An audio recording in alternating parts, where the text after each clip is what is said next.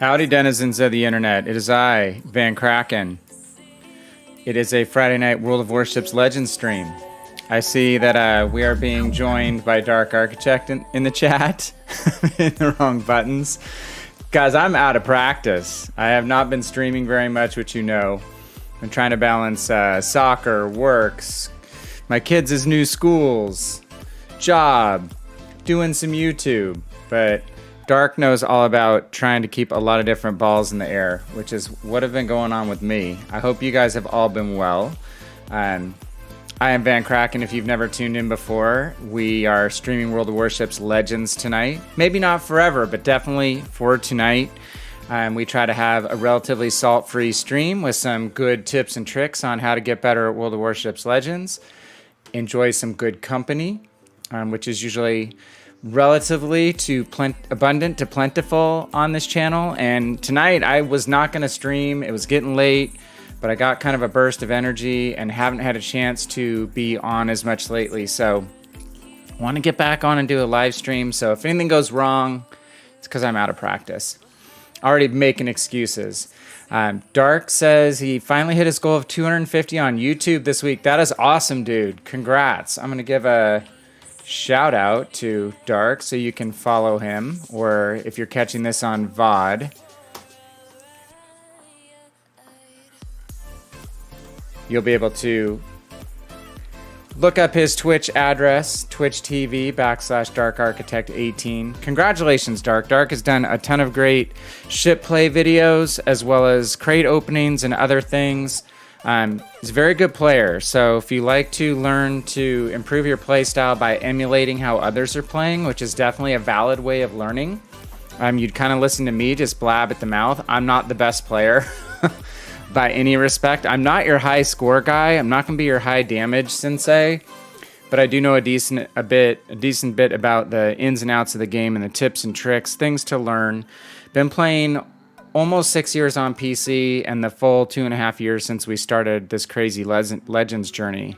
But John Dark will give you some great examples of different ships. He's branching out now as well. He's playing more cruisers as well as his original battleship line loves, and doing a great job on his channel. So jump over and give him a free subscription on YouTube, or free follow on Twitch. And I see before I even logged on, Dark, I got another follow from Haas is Haas. So if you guys don't know about these Haas followers, they're all bot followers that are, I believe, connected to either phishing scams. If I were to click on that link and click over to Haas's page, it would basically supposedly give up my IP address to that bot so you can get doxxed. They're also implicated in a lot of the hate raid behavior that's going on right now on Twitch. So kind of have to say what up with Twitch right now. I know two big Twitch streamers, Dr. Lupo and Tim the Tatman, just signed big deals to go over to YouTube. And we are streaming live to YouTube as well as Twitch tonight, which we will continue to do. We're foregoing monetization on Twitch in order to continue to bring you commercial-free content and to someday hopefully make a penny or two on YouTube that will pay for the mic and the new camera and the other fun stuff that I bought, my subscription to this or that for making YouTube videos. But all in all, we're here to have fun, to help you guys learn and enjoy the game to the fullest ability that you can, and to make the most of your free time, which we're going to jump in and start doing. We're in weekly Havoc trials. We are behind. It's Friday night. I'm only on set 3 of Endurance in weekly Havoc, so I have work to do. Got XP bonuses, before bonuses, base XP, which is the more arduous XP to earn. And we have to get pretty easy 700 global XP and 7,500 commander XP. Then it's destroying ships and damage to different ship types. I don't know if you've been hearing this, Dark, but what I've been hearing is that it's really hard to find cruisers right now. All the cruisers are in AI mode to get your cruiser damage, so it has to be in a standard battle. So you can't get your cruiser damage in AI. You've got to do it here in standard. That's where we're gonna stick. I will admit I've jumped on yesterday in the day and played a few games in Suzuya and a couple other cruisers, and it was tragic team play. Very frustrating. Still have Suzuya pulled up. It's giving me nightmares sitting there in port. It's hard to carry, guys, in a squishy cruiser, and it was a real challenge the other night. So hopefully we'll have better luck tonight for you, show you some decent gameplay. We're going to start out with something a little slower and work our way up. We're very proud to have unlocked the North Carolina. It's a ship I've wanted on Legends since she came out. We don't need this triple booster on credits. We'll switch that to a double. Actually, you know what? We're going to just save that. We're going to save. I usually save all my credit boosters for my premium ships. I am running a double XP booster because we're trying to get this thing out of stock state. Stock is not the best condition for any ship. I had like 125,000 damage game and another over 100,000 damage game, which for me is pretty good in this ship. In the last day and a half, that's something else I played besides Suzuya. Wound up losing both games, but having good games in the ship. So we'll definitely jinx ourselves, but we'll see how it goes. Maneuverability will increase with North Carolina, which is one reason I like North Carolina over, say, the Iowa. I tend to be more mobile as a battleship player. I have a hard time just running in and out on a rail and staying bow in and disciplined all the time and patient. I like to move around more because I'm a cruiser player by heart. So North Carolina lets me get out of trouble a little easier than Iowa. Iowa is so long and such a big turn to make, big turning circle to make. I tend to get spanked in that ship, though I don't own it yet on Legends. I do own it on PC and learned some hard lessons. It was my first Tier 9 battleship on PC and had some rude awakenings. North Carolina has always been more friendly to me. It's the Tier 8 ship before Iowa on PC, which actually makes more sense than it being the ship preceding Kansas. It's really the odd duck in the new battleship line on Legends. It belongs with the original line on Legends, and Colorado belongs, in my mind, over with Kansas. After Tennessee. Much more Dreadnought-esque than North Carolina, which sets you up for a more mobile gameplay style, which is kind of the hallmark of Iowa, right? Fast battleship, but you better plan your turns wisely or you will be a dead battleship. So Dark, if you're still there, what's going on, man? You say you're doing great. How's everything else going? Did you have a stream tonight or anything? You said you're celebrating your 250th subscriber. Was just watching our local football team, Boise State, play. So that's another reason I didn't think I was going to be able to get on. They tend to run late with the games, but they're doing so well tonight. I'm not missing anything. They were up huge. So I'm going to actually do something more productive with my time than watch the fourth quarter of a 35-point game. All right, guys, we have no cover at A. It's a 2-destroyer game, but both of our destroyers are going to the same cap, which really sucks. We have no vision in the middle, and we have no vision at A. So I don't really know why the Gneisenau wants to run A alone. We will potentially get some spotting by our battleship, which is sending planes to the left side, to the A cap. Oh, in case you didn't know, North Carolina freaking shreds planes. 2 games yesterday, 1 clear sky. We shot down 3 of that squadron that got a little close to us. Decisions. Looks like we have some other battleships that might join Central, so I'm going to go against my better judgment and push B a little bit, since it looks like they have a heavy push going to C. And when they push C, they're going to be behind that big island behind B and C, so I may not take as much crossfire as I would normally.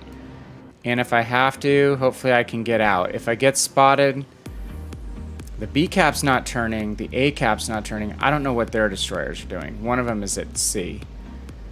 Maybe they both went to C too, and they're in a standoff with one another. The 2 teams, yeah, their 2 destroyers are at C too. So let's just, let's between 4 destroyers deny all other 16 players vision. We're going to leave that to the carriers. Dang. Okay. We're lining up on that King George, and he blipped out. Maybe we can get some shots on him here. We're going to shoot almost all AP. Almost all AP in a U.S. battleship. King George going to shoot pretty much all HE, which he just did, and set us on fire. We shot a little bit behind him, unfortunately. How about we push for these caps? Let's push for the B cap. We may even be able to get A as well. Dude, Fuso. Okay, just go straight in front of me. If that works for you, just completely cut me off. Cool with that. It was one of those nights. Bad teammates too. Actually, the second game I played in this ship last night, I had a Georgia come back from the middle where he got hung out right at the beginning of the game, then came and ran into me and blocked me, and I took like massive Citadel damage from 2 battleships and was out in like 3 minutes. So basically, I died from getting blocked by my Georgia. And took 2 torpedoes too. From a carrier squadron at the same time. See if we can get a few overpens on our opposing North Carolina. We're going to call him out. Have published a few new YouTube videos on our channel, VannKraken Gaming, recently. Published on a preview of the Piotr Bagration. And probably not pronouncing that properly in Russian. And also, just released our part 3 of our easy aiming series, which covers target selection and prioritization. So, talk a little bit about shooting destroyers and cruisers first. How to set battleships on fire in multiple zones. How to HE spam people. Gave some tips to the battleship players and some tips to the cruiser players, so it's kind of evened out. But if you watch me in the past, you know that I'm primarily, if I had one ship line that I had to choose, or one ship type I had to choose, I'd ship cruisers more than I'd ship battleships. But I do enjoy playing both. Just got behind the knives now. Okay, right now our priority is to snag this cap.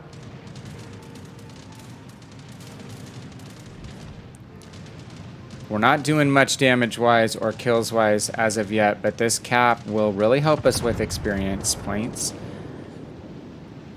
which is what we need to get this ship out of stock condition. Let's get a check. We got a Colorado. He's backing up, I guess. Because he's drifting backwards. Gneisenau's a little fast. Didn't have great angle there again. Okay, now we'll be able to pop out, set ourselves up to make a run on the Colorado, and get some fire on the Gneisenau. Hopefully clear of this island, which is so tall in the middle.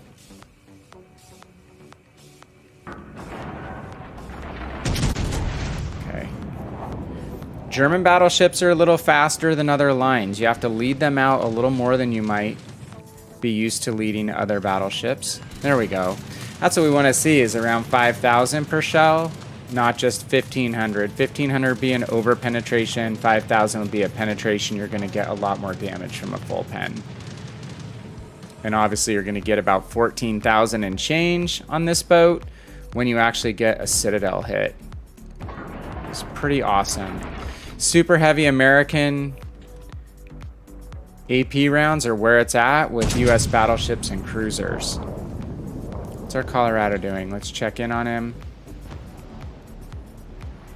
We have A and B, so even though we're behind a ship, we lost a destroyer, unfortunately. Even though we're behind a ship, we will have the long-term advantage on gaining points now that we have 2 of the 3 caps. Dude, North Carolina, you don't have to sail through there and give full broadside to the Colorado. It looks like he thinks he's going to be waiting for me instead. So we're going to angle away. Yeah, shoot. I'm not paying enough attention, people. And the destroyer's there. Slow. This is where not having upgrades on this ship hurts.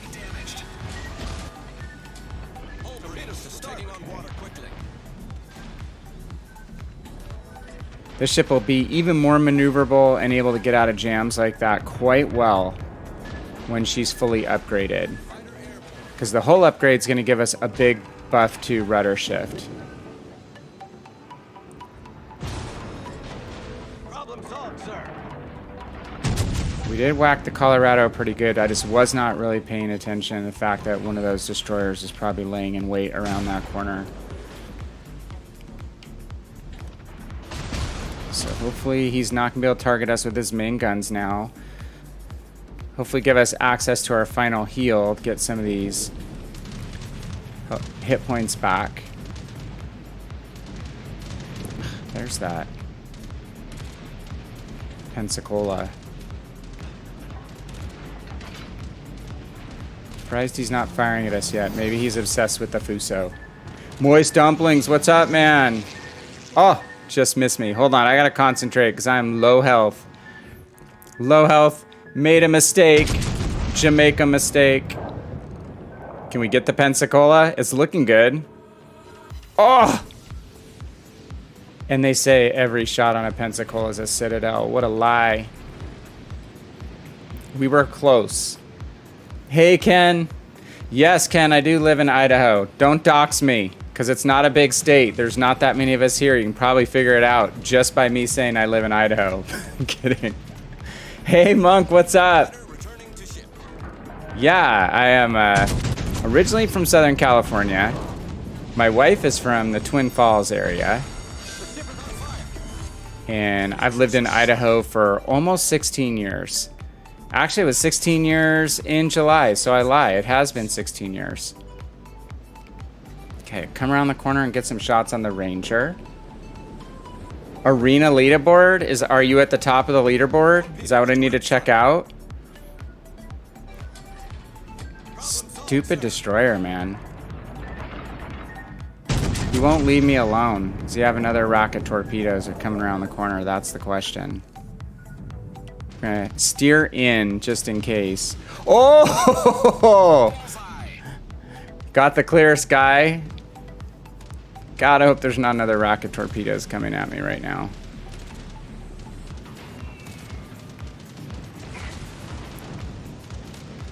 Let's turn in. We're going to turn straight into the angle we saw the last salvo come.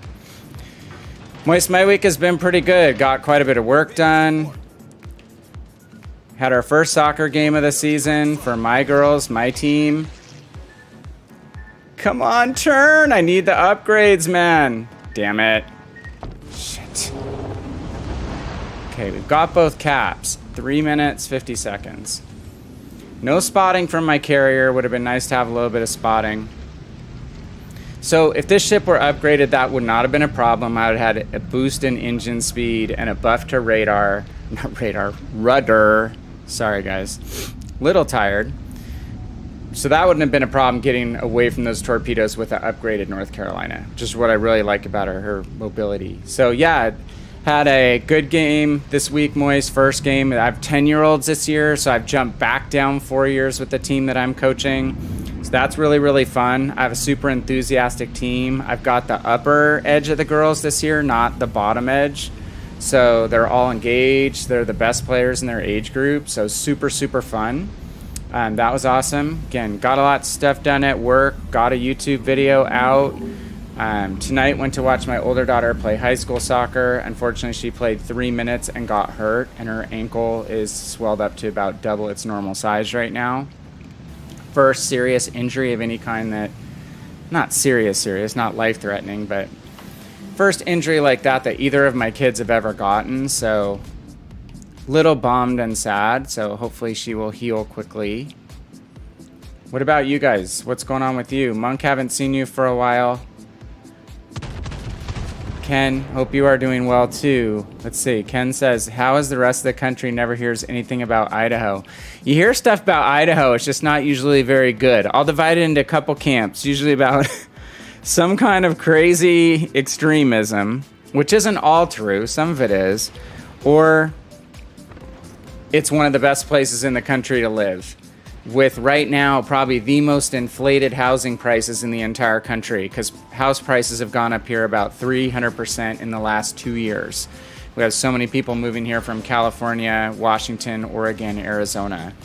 Literally, like, you drive around my hometown, or my current hometown right now, Boise, and you see out-of-state license plates, probably 1 or 2 out of every 10 vehicles. It's absolutely insane.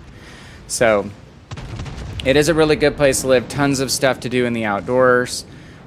The Boise State game tonight on Fox Sports, all they can talk about is potato this, potato that. So it's going to match up with the game that I'm having here. Let's see. 1:20 to go. Can we make it?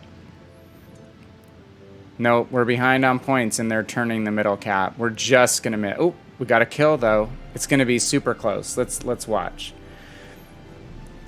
Can I stream tomorrow? I'm going to try, Moist. Tonight was not expected. I did not think I was going to make it because we were watching the football game, and it's like, I got a burst of energy. I'm going to get on and do a stream. So hopefully I could do it again tomorrow. That'd be awesome. Monk says, your 17-year-old niece moved in with us. Your mental health ran away. Wow. So is that a surprise?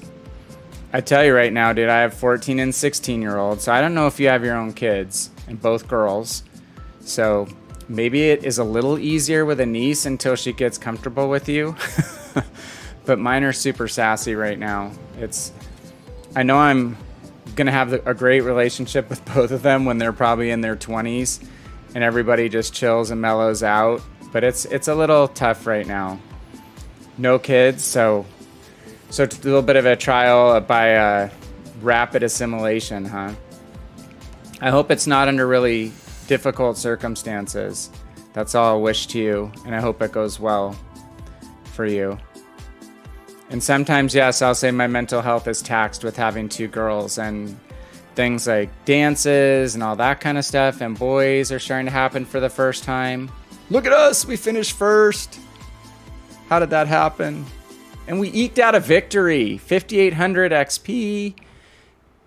What was our base? Oh, gotta go over to the right. Our base XP was 1949, not bad. So how did that do for our mission? So, okay, we need another 1,000. Not bad. So yeah, I love my girls. I've just, I didn't have a sister growing up. I'm living through with them for the first time some of the girl stuff, and it's just getting to that point where it's not always fun. She's dating a guy in Australia, so you're safe there. That is long distance. It's long distance. And he may be just online. He may be a wombat posing as a guy living in Australia. Who knows? A wombat with opposable thumbs and the ability to type, or he just hunts and pecks really slowly. Can't do it. Yeah, best distance. So I hope that works out for you. I hope it does. We can compare notes and commiserate when necessary. Moy says American football or British football? Oh, how's the game going that I was watching? Was American football. It was Boise State. They lost last week stupidly. They were up 24-0 at halftime and lost. And could have come back and won and still lost. So tonight they were blowing out UTEP, University of Texas, El Paso. So, yeah, and our American men's national soccer team, British football team, actually won their game against Honduras 4-1 after being tied at halftime. Wasn't a great game, but they came back and got 3 points when they really needed to. Okay, let's make progress on line grinds. Put in the notes we do. North Carolina, actually got to check and see how close we are to buying an upgrade on that. We're not there yet. Okay, we're a couple games away. A couple good games away. Now we're going to jump to what we've been working on, getting fully upgraded at tier 7. I'm going to jump to Albemarle, which I'm liking more and more. But only one upgrade here. Oh, one unlocked. From our last game yesterday. We got to go Hull, right? It's not a huge grind to the extra slot, so let's go Hull. Let's go rudder shift and hit points. Your 2 usual main boosts off of a hull upgrade as well as anti-aircraft capability, usually. Alright. Moist, are you in for some countdowns? Hey Thrill, good morning from nearby Alberta.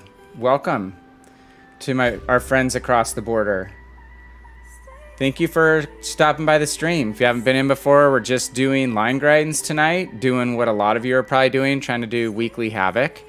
I've been a little remiss because the first half of the week was so busy. And I'm down to 1, maybe 2 streams a week instead of my normal 3, which hopefully we'll get back to during the winter. So I got on 1 early session. So we are on step 4 of endurance trials, hopefully about to break through that. Oh my God, Archer, I was thinking about you today and how the boy is. Archer, good to see you, my friend. Good to see you in all caps, in full effect. Yeah, I'm alive. It's been interesting. Lots going on. Super busy. I know everybody is, right? All our lives are busy and crazy. But yes, Thrill, so just basically trying to get line grinds done tonight. I usually just play solo when I'm trying to grind and I'm behind like I am tonight. We will do count-ins. So Moist, I don't know if you're... Okay, you're good. All right, we're going to do count-ins. Moist's been joining when I've been doing the earlier count-ins. Maybe I can jump on earlier tomorrow on Saturday. We've been doing Friday afternoon, but again, we got delayed tonight because of sports. So let's jump in on Albemarle. Yeah, so get our line grinds done, and then if we can get that done, maybe tomorrow, if we get through some Havoc stuff, we could run some divs. Just haven't run divs in a while. Archer is one of my favorite div mates. Awesome destroyer player. New dad, new-ish dad, hopefully getting more sleep now. He's a growing boy. And he has always been a pretty good eater. So hopefully he is eating and sleeping even longer now. For those of you who haven't had infants, the more they eat, the more they sleep. My first child, who is my one that's the most cantankerous right now, was cantankerous when she was born. Wake up every 3 hours because she wouldn't eat. Check and see if my door is shut. And she's still not the biggest eater and still cantankerous. My second daughter was a great eater, and we'd get like 6 to 7 hours of sleep right off the bat from when she was born. But for those of you who have not had children yet, you'll find out. If they don't eat, they don't sleep. Yes, I like diving with Archer because I love having a great destroyer player, wingman. And he is one, as is Monk, who's been in chat. So I'm an all-rounder. I don't play DDs a whole lot, especially on stream, because I can't really do a lot of talking and playing without getting completely hosed. I will occasionally pull a DD out. Okay, we're going to support the C cap this time. It looks like our battleships are all going to shade B. 3 destroyers per side. I don't like this spawn because we have 3 destroyers all going to the same side. And Gearing is... maybe he's going to hit a torpedo. Not likely. Yeah, he was saying look at the scoreboard. I'll have to check it. So, guys, tell me, how is Arena working? Is it like the average of your 10 best games, something like that? Is that how it's working?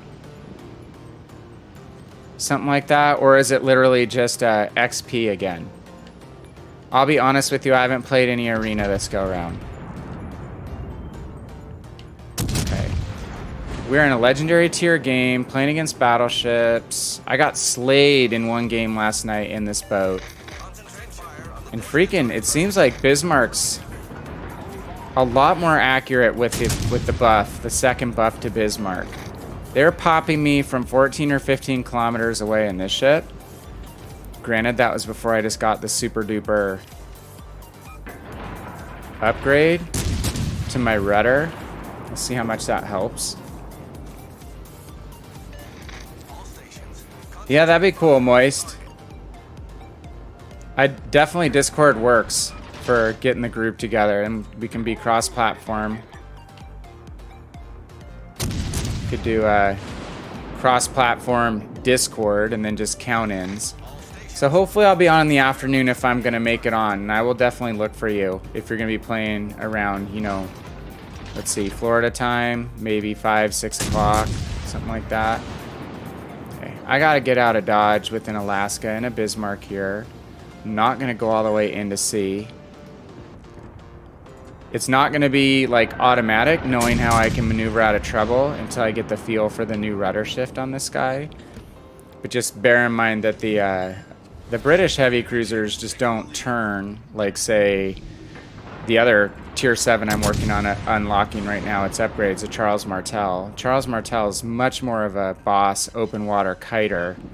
This guy can too, and maybe it's going to be better for me now, but it's not the easiest ship to kite in open water if you're too close to the enemy, because the rudder shift is just not responsive enough. But good alpha strike with the HE, good fire setting ability. Oh, Bismarck, you're going to eat a mouthful of torpedoes. You're already on fire, so you're not going to be able to heal. Have another fire. Okay, he's out. So Monk is tearing it up on Arena, it sounds like. Oh my, Archer playing a lot of the Indianapolis lately. And Kleber. So here's the deal. I finished Conqueror finally. And, oh, speaking of Charles Martel, there's one. I love that ship. Getting better when it's upgraded. So I finally unlocked Conqueror. So that freed up like my birthday party or my anniversary project, which I can finish. And then I think Kleber might be the next one that I go for in the Bureau. We just got shot at by this Odin and we're able to evade it. Pretty fancy little turn, so just try to stay bow in, but when you're angled, this ship tends to get citadeled even more. Citadel is pretty accessible. So let's go dark, meaning just not fire so we don't get detected again. We're gonna swing our butt before we fire. Can we pop the Martel? Maybe. It's heading away from us. Yeah, I shot behind him. I wound up shooting behind him. Uh-oh. You have a host coming in? You've been wiped out! Cody, I just played North Carolina. I had a pretty good game. It's completely stock, but I'm liking it, man. I know I'm gonna like it a lot when I get... And there's the problem. You show broadside to anybody in this boat, and you are gonna pay a severe price. Especially if you're angled just a tad. Because it just helps the shell's arm a little bit better. I think that was the Siegfried that got us. But it has Bismarck guns, so that's not super shocking. Hey Rob, how are you? Good morning to you, my friend. Mustard Man is streaming. Yes, I am called the Mustard Man because I do run in colorblind mode. That's why you see my bright and cheery colors for the enemy team. Ah, we just missed the kill on the Siegfried. Just missed it. So how are you, Cody? It is a North Carolina body pillow. He's an Azure Lane fan. Thought you said something about the North Carolina body pillow, which I didn't realize that's what it was. Which makes even more sense. Cody has been streaming more. I will shout him out as soon as I'm like not in peril of getting smacked around by this Odin. Oh, I want to get fire on the ZF6, but I don't want to hit the island. He's changing direction, so we had to check that. We did hit him. Just switch up our aimer. Okay, now we're going to turn the opposite direction and get more torps on the Odin's position. It's like he's going to cut back across.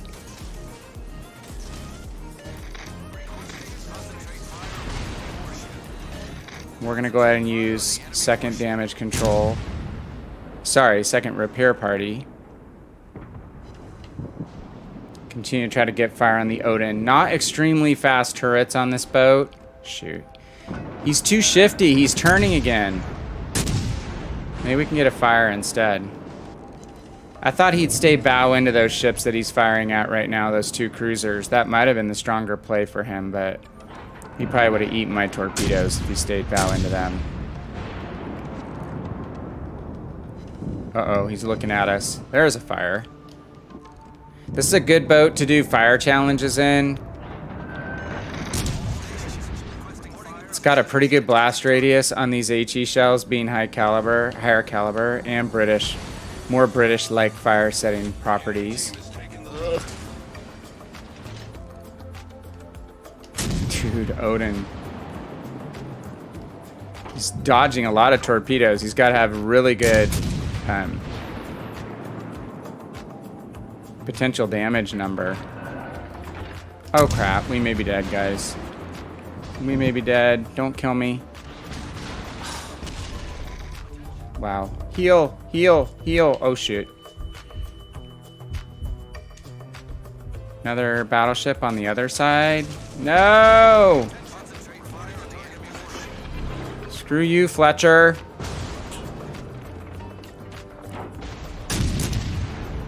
At least get something in on him before he kills me.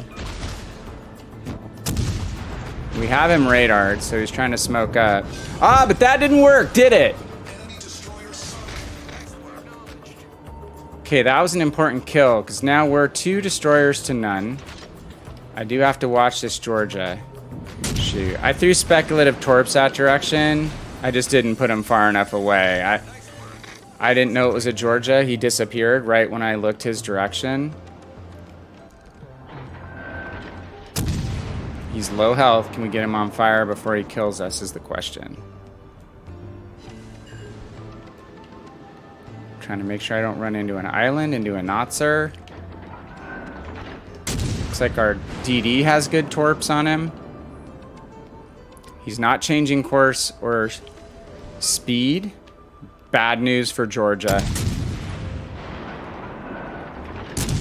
He's gonna have some serious problems in about 5 seconds. Oh, we got him first. Hey, that was a good little bit of comeback there, killing off that destroyer. Let me catch up on chat. That was a little sweaty. I got sweaty hands on that one. So, okay. Crazy thing. So, Archer is playing Indianapolis a lot. Indianapolis is a fun ship. Cody is an Indianapolis fan too, right? Aren't you, Cody? Which, while I'm thinking about it, let me shout out Cody. Guys, give him a follow if you haven't. Cody was one of the first existing World of Warships streamers that stopped by and visited me when I first started streaming. Him and Dark Architect. So they both reserve a special spot in the roster of thanks. So yeah, we talked about best 10 games for Arena and Monk being an Arena king. Torp angles are amazing. Speed is amazing. The reload is excellent. That's on Kleber, right? I'm assuming that would be up your alley. Rob just woke up, still a little bit drowsy. Rob, you are in the UK, correct? Because you're a denizen of Hitman's stream. Thank you for coming by again. It's very much appreciated.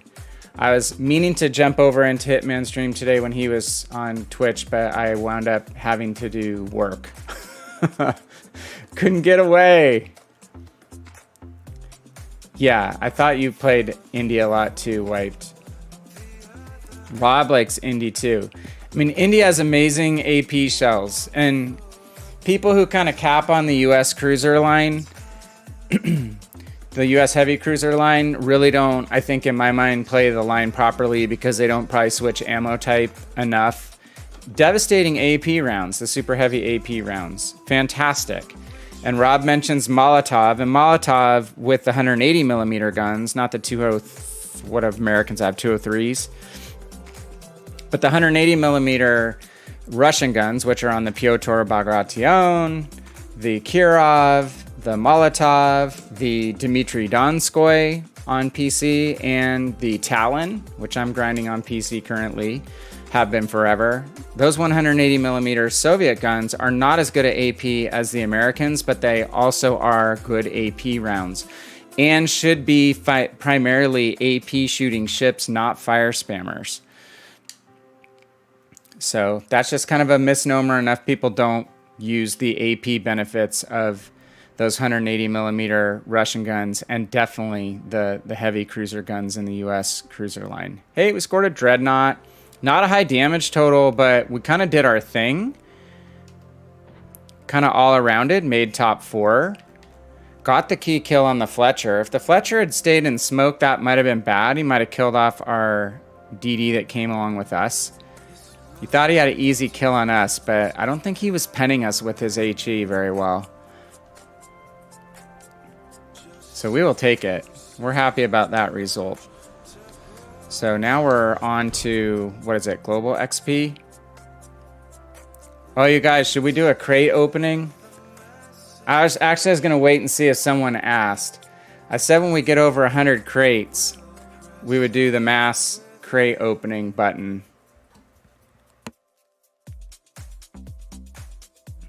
I can't do Conqueror Moist because it's legendary tier. It's bad luck for me on stream to play legendary tier.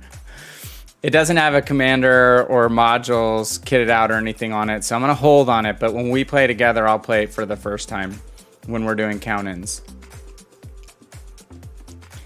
Rob, you're in the Netherlands. Okay, cool. I have some very good friends from my old company I worked at, Amgen, who are from the Netherlands.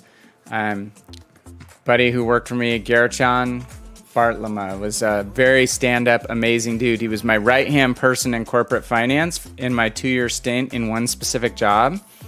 So I learned a lot about Dutch culture and how you guys all speak like 18 languages, which I was always really jealous of.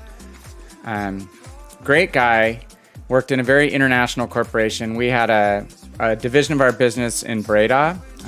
Breda is the way to say it properly. European Operations Center in Breda, the Netherlands. I'm not dissing your anime body pillow. I'd never do that. It's got to be extremely comfortable. I won't say anything more that would get me in trouble. Let's see. Moist has been playing Belfast a lot lately because he lucked out and pulled that out of a crate, which is amazing. I love Molotov as well, which Rob mentioned. I have it on PC, not on Legends. But I think that's a hugely underrated ship. We're talking about fragile ships, all these cruisers, right? But really, really good if played well, and great guns. Monk says, Mai asked, what do you want to do today? I said, take over the world. And you did. At least you did in an arena state of mind. You should send me a photo of the body pillow. Well, is that the body pillow that you played the entire stream with between your legs, hugging it? Might have been more than one stream. I'm not gonna buy any crates. I'm on a no buy crates crusade.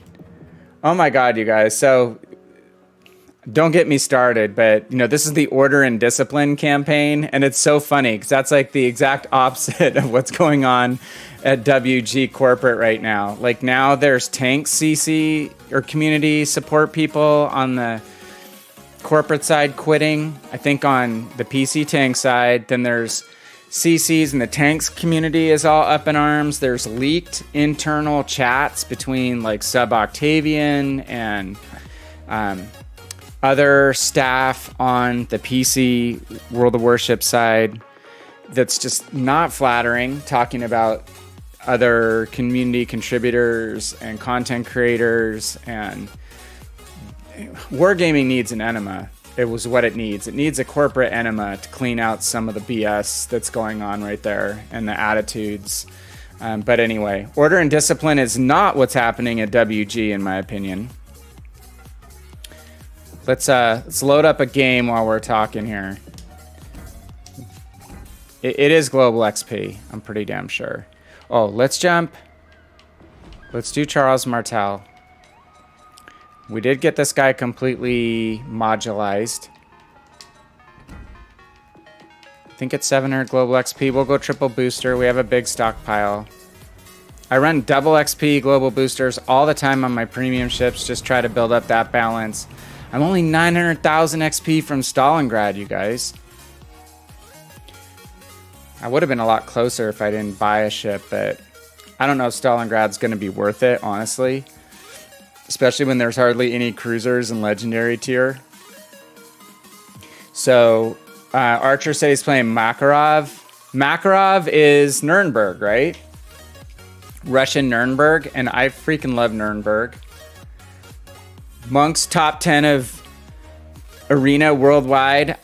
I may still be, I haven't looked on World of Warships stats and numbers. I was top 50 North American Nuremberg player, and Helena player, and Emile Bertin player, and top 100 in the DeGrasse, or maybe even higher than that, which is one of my favorite ships. So that light cruiser and heavy cruiser mid-tier is my jam on PC. I love it. Love tiers 5 through 7. Even though tier 7's not the easiest, tier 5's not the easiest, they're really fun. Tier 8's probably the toughest tier going up against tier 10. So I have some tier 8s that I like. Charles Martel on PC. But it can be a heavy lift in a tier 10 game with +2, -2 matchmaking at tier 8.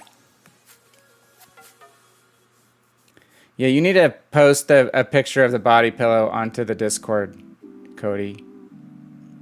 So Archer, 176,000 damage with Makarov. Is that in Arena or is that in Standard? She was in your lap. Oh, anime pillow lap dances, everyone.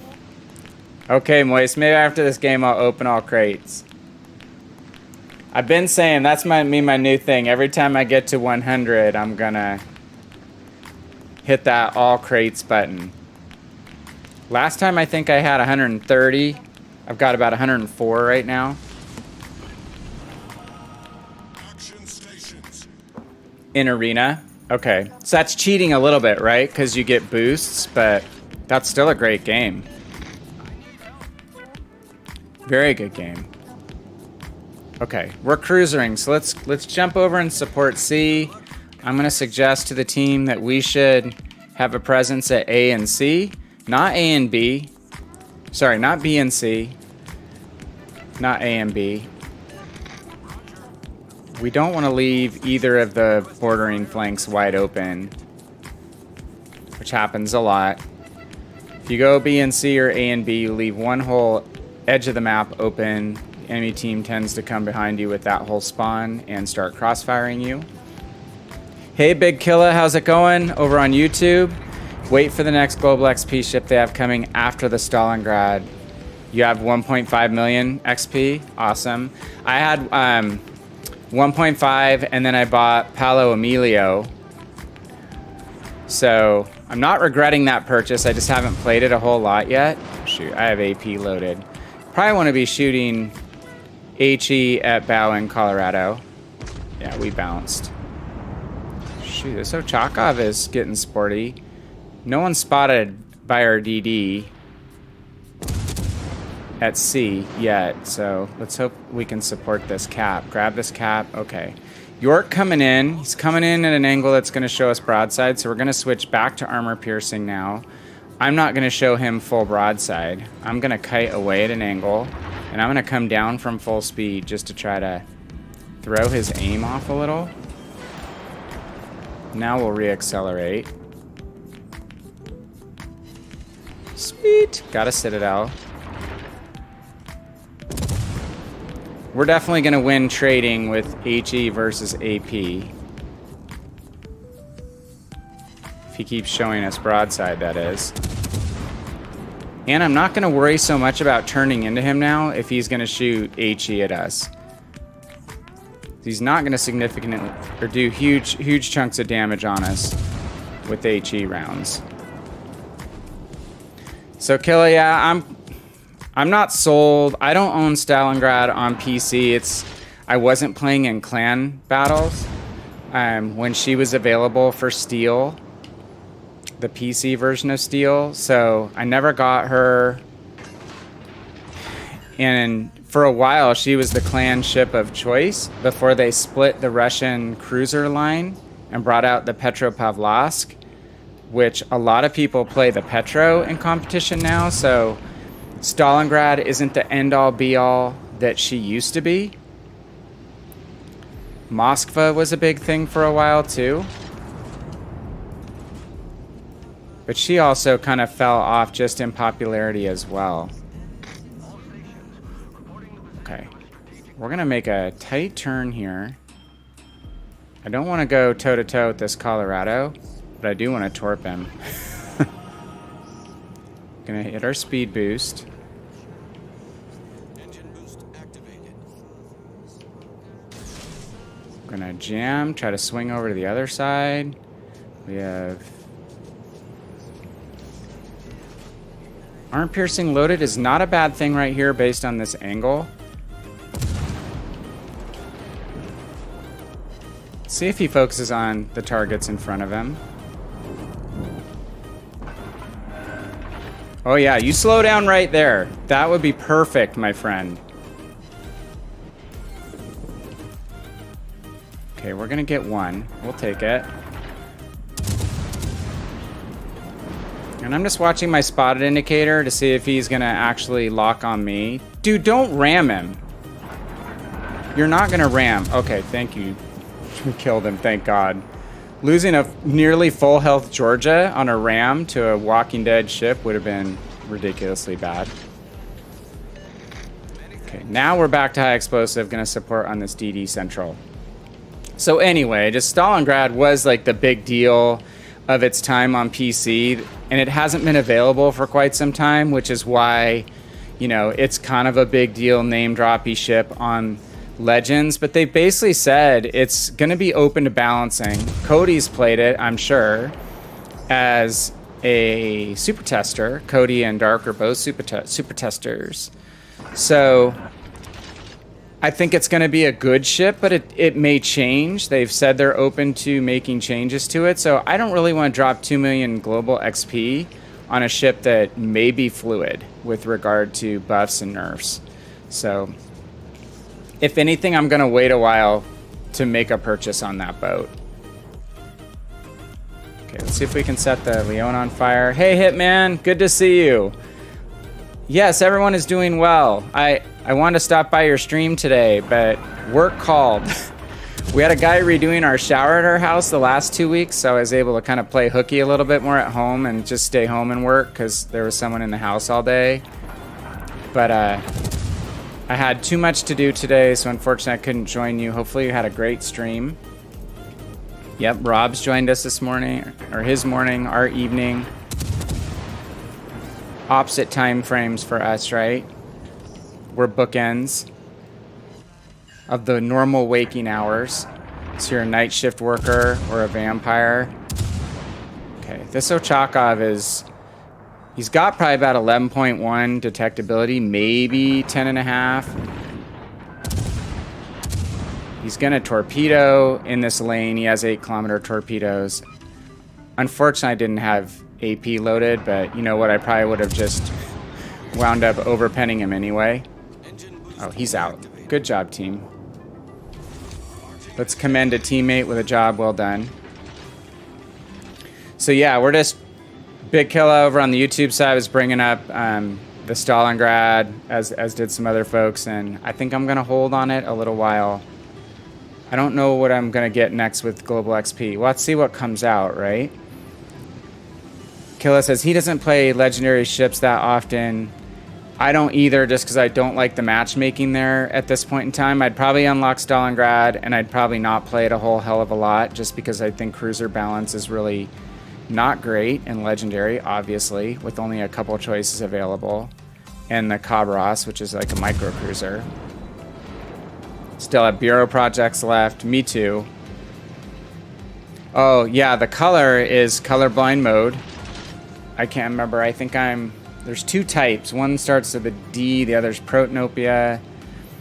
Cody, who's been in chat, calls me the Mustard Man because if it's green for the other team, it tends to blend in with the islands, and I can't tell the names and the ship titles and the health very easily. So it's just a lot easier for me being in this color. They got smart. Like World of Tanks console used to be blue or red and green, the opposite teams. Ah! It's gonna kill him, Yudachi.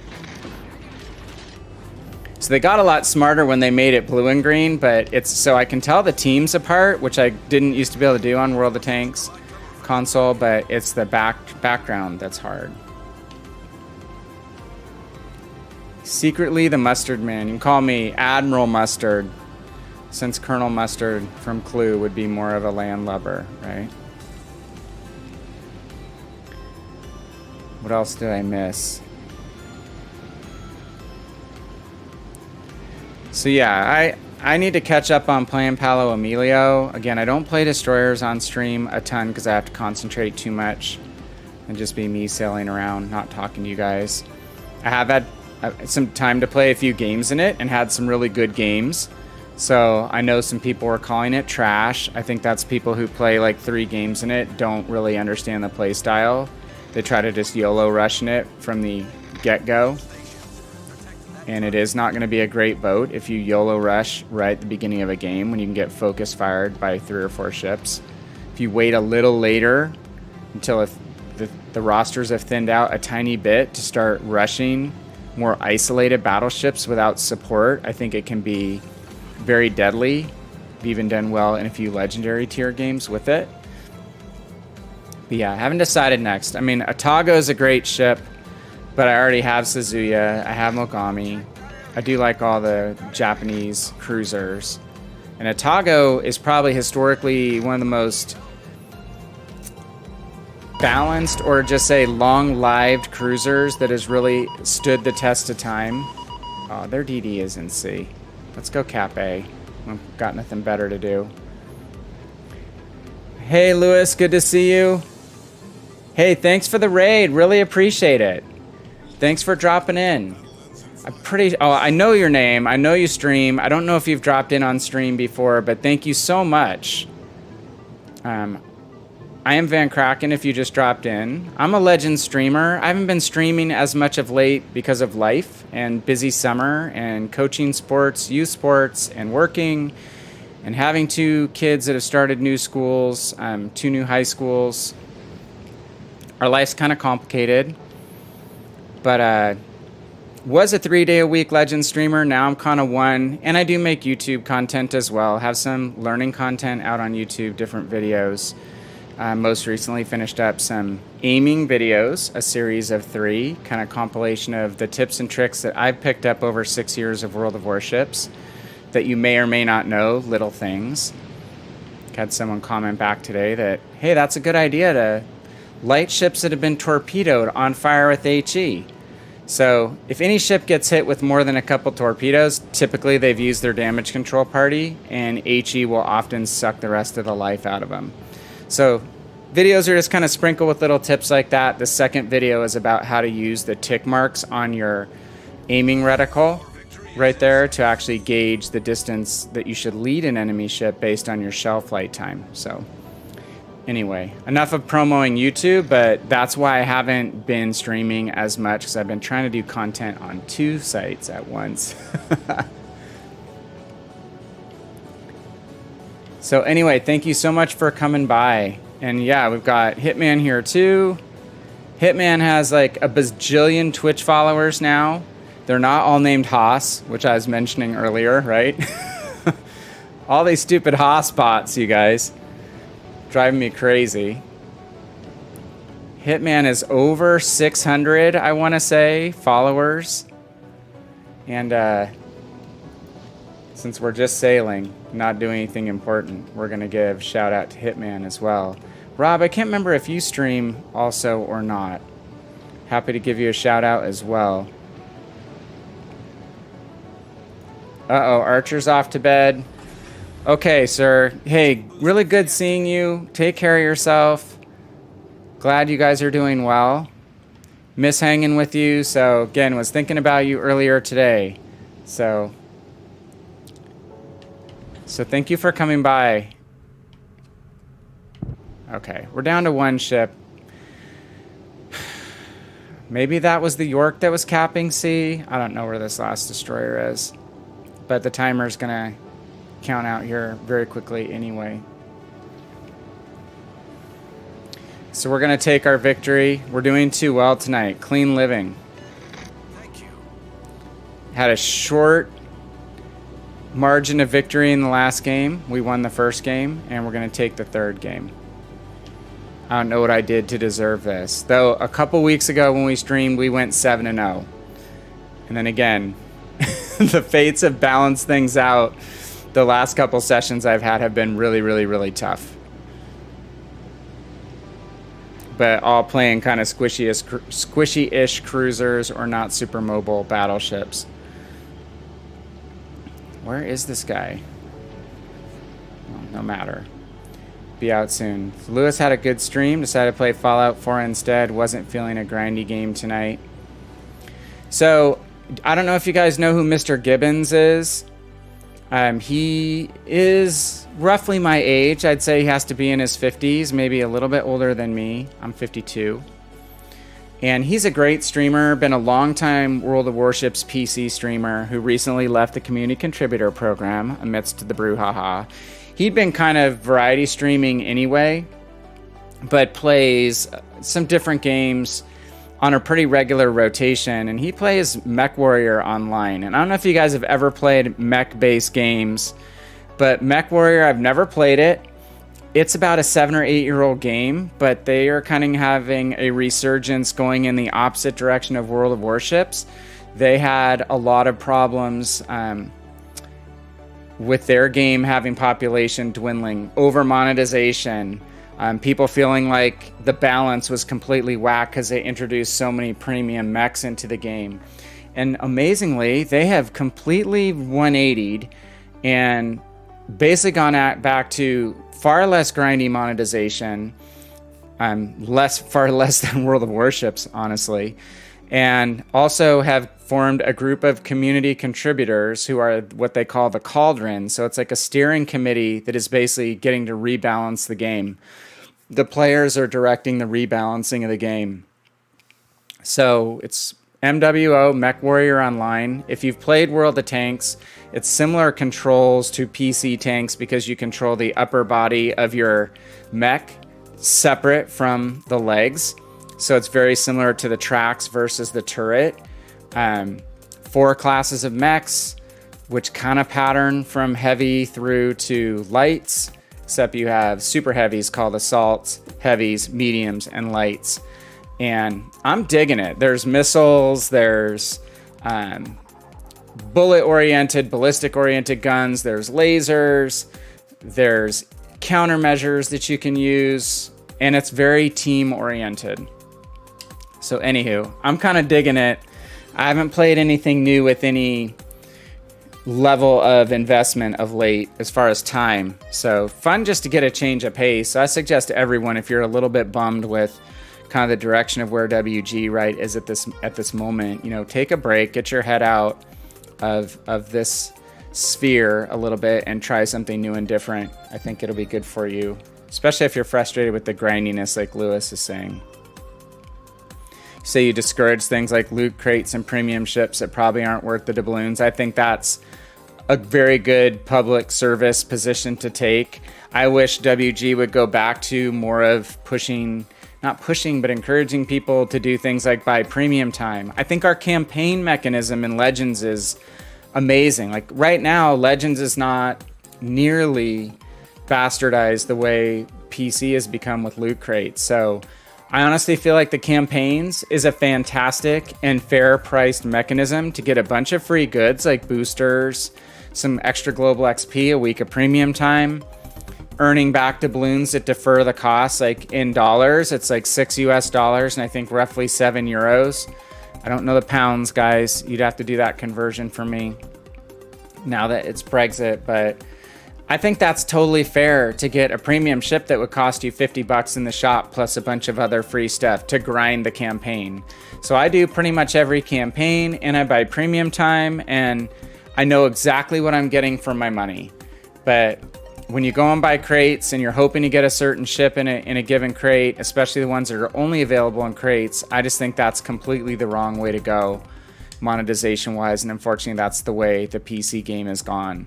Especially when they were going to do something like bring back Missouri only in loot crates. I mean, that was just to basically milk some people out of $1,000 who would just keep pulling the arm on the slot machine to try to get a Missouri.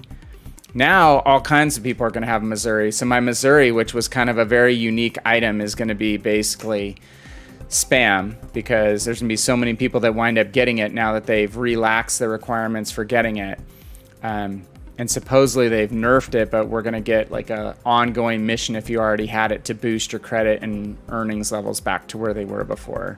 So anywho, go to my Discord DMs to see the body pillow.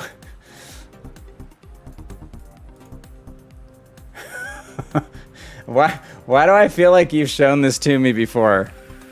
Can you guys see this? This is just a picture of the body pillow. This one is unsoiled. This is in its clean and pristine state. Sorry, I couldn't help myself. So this is this the North Carolina body pillow? Complete with camel toe on the black side. That is something, my friend. That is something. I couldn't get away with having that in my house. Hey, well, you want to see real North Carolina pictures? This is when I went to the North Carolina 2 weeks ago today, you guys. I got to go 2 hours on the North Carolina completely by myself, except for 5 volunteers that I bumped across while they were cleaning and 1 paying couple besides me. The entire ship. You get to go all the way up to about the 3rd deck to basically the command deck level. So this level here where the wheelhouse is, and the navigation area you can go in. You can go in the 2nd turret. You get to go below decks down into the engine room, the galley, all the PO areas, barbershop, the rudder steering area, the fire control computer area, the obviously where all the powder and turrets and ammunition, the magazines are stored, and then the conveyors and all that. Amazing experience. Totally recommend going to a museum ship if you can. It was so cool. And again, like no one was around. It was just me. So got so lucky. It's hot in North Carolina. I can't imagine being crammed in with a ton of people in there. And I got to just sit in these turrets and climb through all the details, look at all the gauges and stuff. You get to go into a 5-inch turret as well as the 16-inch turrets. And I could spend as much time as I wanted because there was no one else there. Getting some TLC. Lewis, they're totally working on cleaning it. I was super impressed with the condition of most of the decking. The paint below decks was in very good shape. It's just, there's stuff that you just don't, until you see it yourself. Like, you hear about racks and stuff, people in racks, and you don't really realize why they're called racks until you see the racks and racks of the flip down cots 4 levels high. And they don't have mattresses on them in the pictures they do, but not in the actual metal racks, the metal cots that are in there. But think how many people would sleep in a totally confined area, and some hallways would be transit areas, and there's a whole set of double-sided racks just so they could fit some extra sleeping quarters in and stuff. Going into the cold storage for all the food, the prep areas, their bakery, their butcher shop, their main prep kitchen, flat top grills and mixers. I mean, it's like all the stuff you take for granted. You hear 2,300 crew, how do they make this thing happen? And then to go actually see it and walk through it all is amazing. Cody, real North Carolina is definitely cleaner than your body pillow, dude. You can't fit it in a dishwasher, but I'll bet it is cleaner.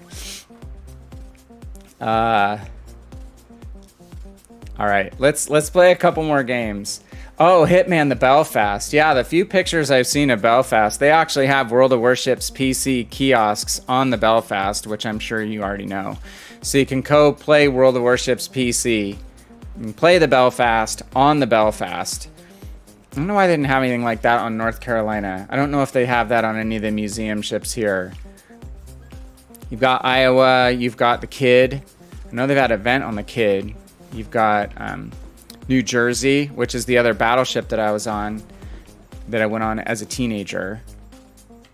Okay, and we've knocked off some wins. Let's see what we need to do mission-wise. Oh, and Moist, are you still around? If you're here, I'll open the crates. We'll do the crate drop.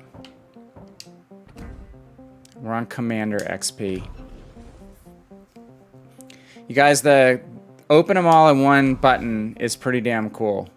If Moist Dumplings is still here, we'll open crates. If not, we'll wait, because I know he likes that. And we're just going to stockpile 100 crates, and every time we roll over 100, we're going to do an opening. Lewis says, last time visited the Belfast, had a bit of traversing, elevating a Bofors turret. It's like they actually, it powered up and you got to do that. That's awesome. They have Bofors on the backside, the back end of the North Carolina. The anti-aircraft turrets are a little bit, could be cleaned up a little bit flaky paint and stuff. But they have everything from the, single 30 cals with the plates, up to the Bofors and different piano style, the cartridges. Okay, a manual one. Okay, cool. So you're just turning the wheels. What was awesome, I said this last week when I was on talking about this, is all the signage. So I took like probably 200 pictures. Some point I may put together a YouTube video for it. But every placard did a really, really good job on North Carolina of not just explain the technical details of that position, that turret, that function, the chart house, the wheelhouse, all the stuff, but it had a whole nother placard space on crew reminiscences, letters home, all that stuff. It was fantastic. So it was like out of the words of the mouth of the crew, something significant about that part of the ship or an experience that happened there. Like the spotting towers, which I wasn't as familiar with. Let's dial up. Okay, we know we need to do Commander XP. Let's dial up North Carolina import. I can't point really good because I don't have a easy cursor. But things like the spotting towers, you just don't necessarily realize the function of some of the things in the ship modeling. 'Cause I'm not a naval architect in real life. I just play one on TV. But I was telling people a couple streams ago.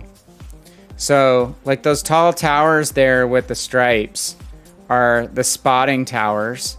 So it was on this side of the ship.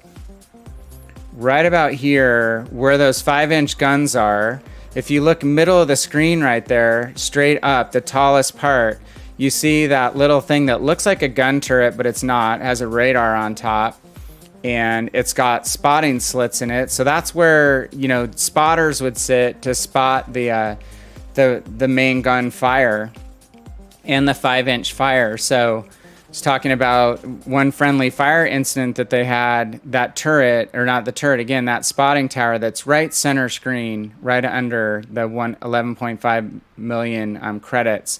That got hit by a destroyer shell, like a 6-inch destroyer shell, and killed 4 or 5 crew. And there's actually the welds on there that you can see. And there's a placard down on the rail next to the 5-inch turret close to the water. Or maybe one level up, it's one deck up, that basically has all that crew recollection and stuff, and from a guy who lost 3 of his buddies in that, incident, and then says, look up here, you can actually see the welds where they repaired it. And we talked a couple streams ago too about got hit by a torpedo. That's where the other incident where they lost crew. But I believe they took that destroyer friendly fire round when they were in a kamikaze attack situation. But a fantastic job of not just the restoration, but the making it like a feel like a relatable experience going on the ship because of the good information from the crew's recollection of things. Okay, so we're pretty close to King George. Let's drop back to tier 6 into a battleship. Let's load up Commander XP, triple booster. I've got multiple tier 7 ships I'm going to be able to buy here soon. I have Vladivostok unlocked. I haven't purchased it yet. We're close to getting to tier 7 here in the British battleship line. We've made it to the top in the French and British cruiser lines, all of them. Edinburgh is another ship I need to work on unlocking modules on. And then, let's see, we're close in Lyon, not too far from Richelieu. And we're not too far here to tier 7 in the British line. So made a ton of progress in our line grinds. We've been working on British and French lines. And now we've got some new lines coming out. We have the Russian cruisers, right? Not the Russian cruisers, the new Russian destroyers. Which people have been capping on those on Reddit and some of the other social media sites. I don't think they realize that they're not capping cruisers. Or not capping destroyers. Sorry, I keep saying that. They don't have great detection. They don't have great torpedo range. They're more like micro cruisers. They're gunboat destroyers. They're not capping destroyers. All right. Closest to sea. This is kind of a difficult spot. It's hard to get all the way to the sea cap from here. We're going to probably wind up staying a little bit central, see if we can get crossfire on ships in the B cap area. Take diehard North Carolina weaves like myself to play PC boats again. Also, touch North Carolina. I'm not going to read the rest of that. Crack me up, dude. I did catch that stream where you were body pillowing. All right, let's hang here. If Hitman's still around, I watch Hitman and I know how I should play my battleships, which is generally being static or making a little more room backing out versus just going straight in. I've played so much cruiser and so much PC World of Warships that I'm used to being able to steam in for about a minute or two in a battleship before you're even in detection range. And as I've gotten more patient, I've improved my play in Legends battleships, but I'm not patient enough. It is a meme. It is a meme. So let's kind of hang here until we see where the enemy's going, and then we'll pick a side to support. Again, I don't really feel like we need to go to sea with 4 ships there. So maybe let's swing our guns and shade more to the A side. I'm not going to go straight into B. That's likely where their destroyer is. Get fire on Devonshire. Take that. We have AP loaded serendipitously. British AP is underrated. We completely straddle the Devonshire. The ship doesn't have a great reputation on Legends, at least with some people that I watch. The guns seem to be more trolly on Legends than they are on PC. I love this boat on PC. I have mixed results with it on Legends. Get him. Get him. Better. Okay. Hood's nibbling on us. This map is good for Stalingrad. So, Lewis, are you a CC? So, if you are, you have Stalingrad already, right? At least loan-wise? Or do you get to keep it? Cody, you've played Stalingrad too, right? Ah, okay. So the DD most likely is in our area. Shoot. We're showing full broadside to the center of the map, which is not the smartest move. Yeah, I know with Moskva when I'd play on this map, which was kind of Stalingrad light, you know, bow tanking, stellinium, armor cruiser with good AP rounds. You could kind of tuck in, kind of like a battleship, in these lanes between caps and get crossfires on folks. And as long as you stayed bow in, you were very hard to citadel. Turn away on the Leon.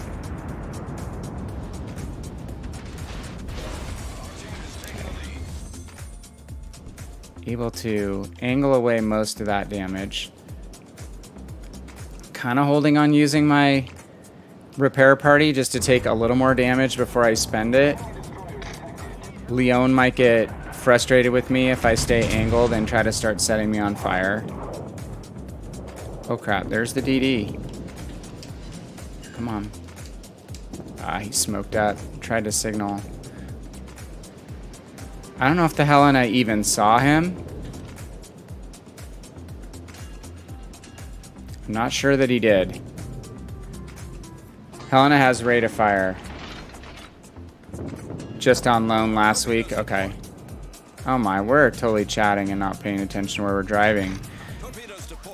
We're not, siring. It's okay, we'll back up into the Leon. Just gonna stay angled. Focusing too much on when that destroyer might come out. Okay, we're gonna do a full reversal here. I'm looking to my right side, hitting my gun lock button just to get my turrets pre-rotating. So now I'm looking to this side, but my turrets are actually moving the opposite direction. But now I need them back over here to shoot the Cossack. Yes, we're gonna shoot AP at the Cossack, even though he's a long ways away.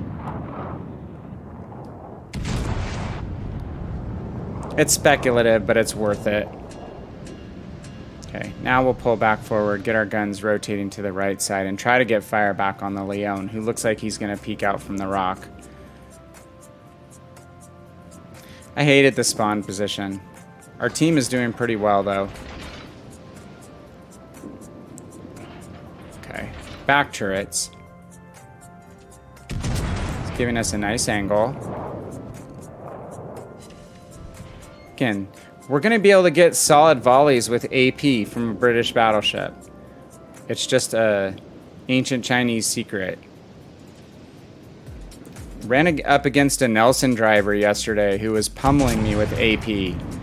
Hitman is really cognizant of using AP rounds with Nelson. Has some stellar games with it doing that. Obviously, situationally, you're going to use the HE to full effect and full advantage, but the AP gets really underutilized in the British battleships. There's a killer ship on PC called the Lion, not the Leon. It's the Lion. It's the Tier 9 British battleship, which sits below Conqueror, one tier, and she has great AP rounds. And then people get to Conqueror and they forget all about that. Or Thunderer. Yes, Lewis, so I know you've been streaming for quite a while. So, again, thank you so much for coming by. Congrats on CC. I don't know when you were a joiner of the CC program. I'm really hoping it's going to stay compartmentalized on the Legend side. Again, coming from the PC side, I've had some real heartburn with what's gone on with some of the PC community contributors, just because I've learned so much from some of those folks. Little White Mouse, iChase, Knots are still in the program. Some of the other streamers that I follow are still in the program, and I completely respect their decisions to stay in, especially those folks who are streaming full time and it's their livelihood. Completely get it. Just a little bummed, and I think, you know, as being someone who's been in business for quite a while, been in business for myself, I think there's some things that can be cleaned up with regard to management and community relations practices at WG. I've always been the first to support that it's a business, and they have to make business decisions and they have to make money. But there's a point where making money gets so blinding that you forget to treat people like humans and not just like transactions or dollar signs. Who? Are you an owl, Cody? All right, we're gonna line up on the PEF. 2 months now. Congrats. Well, I know you've streamed a lot, so well deserved. Kind of made this shift to doing YouTube content too, and I'm like, I can't do things without editing this heck out of stuff. It's more my style. I'm too anal to just like do sale and talk videos that I can build quickly. So the YouTube stuff is taking a lot more of my time than I imagine, but I really like having the flexibility to do both things. Do the YouTube side and the streaming side. Now there's more people streaming on YouTube. Obviously some of our big legend streamers are YouTube streamers. T-Bull, I think Let Him Peak, High Caliber King. Am I saying that right? I think so. Was streaming over on YouTube earlier. And the numbers are actually bigger on YouTube than on Twitch as far as concurrents go. But obviously YouTube has a while to catch up with Twitch with regard to stream functionality, except they don't have hate raids, so that's an improvement. So it's so funny, you guys. The other day, last Friday, when I was home from work, babysitting my shower tiling guy, Mr. Gibbons, I was in his stream a good chunk of the day, and he was playing Mech Warrior online, so I actually built a couple mechs, opened an account in Mech Warrior, and he decided to raid this Australian woman who's a Mech Warrior streamer. So he has a good following. He gets probably between 700 and 900 people following his stream when he's streaming ships. And since he switched over to streaming Mech Warrior, 80K, yes, Spartan obviously pulls a lot of numbers on YouTube, and he's been doing YouTube content all the way back to World of Tanks console, where I first remember watching his stuff. Thank you for mentioning his name. Longtime contributor of good content. So anyway, Mr. Gibbons decides to raid this lady in Australia who's a Mech Warrior streamer, and her mod is so hyperactive. One of her mods, he thinks it's a hate raid. So she has her Twitch chat in follower only mode and a 10-minute delay before you can speak, probably because of the hate raid issues. So we all bomb into her chat and we can't talk for 10 minutes because there's a 10-minute delay in follower only chat. So now her mod is going, see, there's 500 people who just came in. They all must be bots. They're not saying anything. They have to be bots. So he's just talking crap over and over, and she's like, well, I don't know. I just want to play the effing game.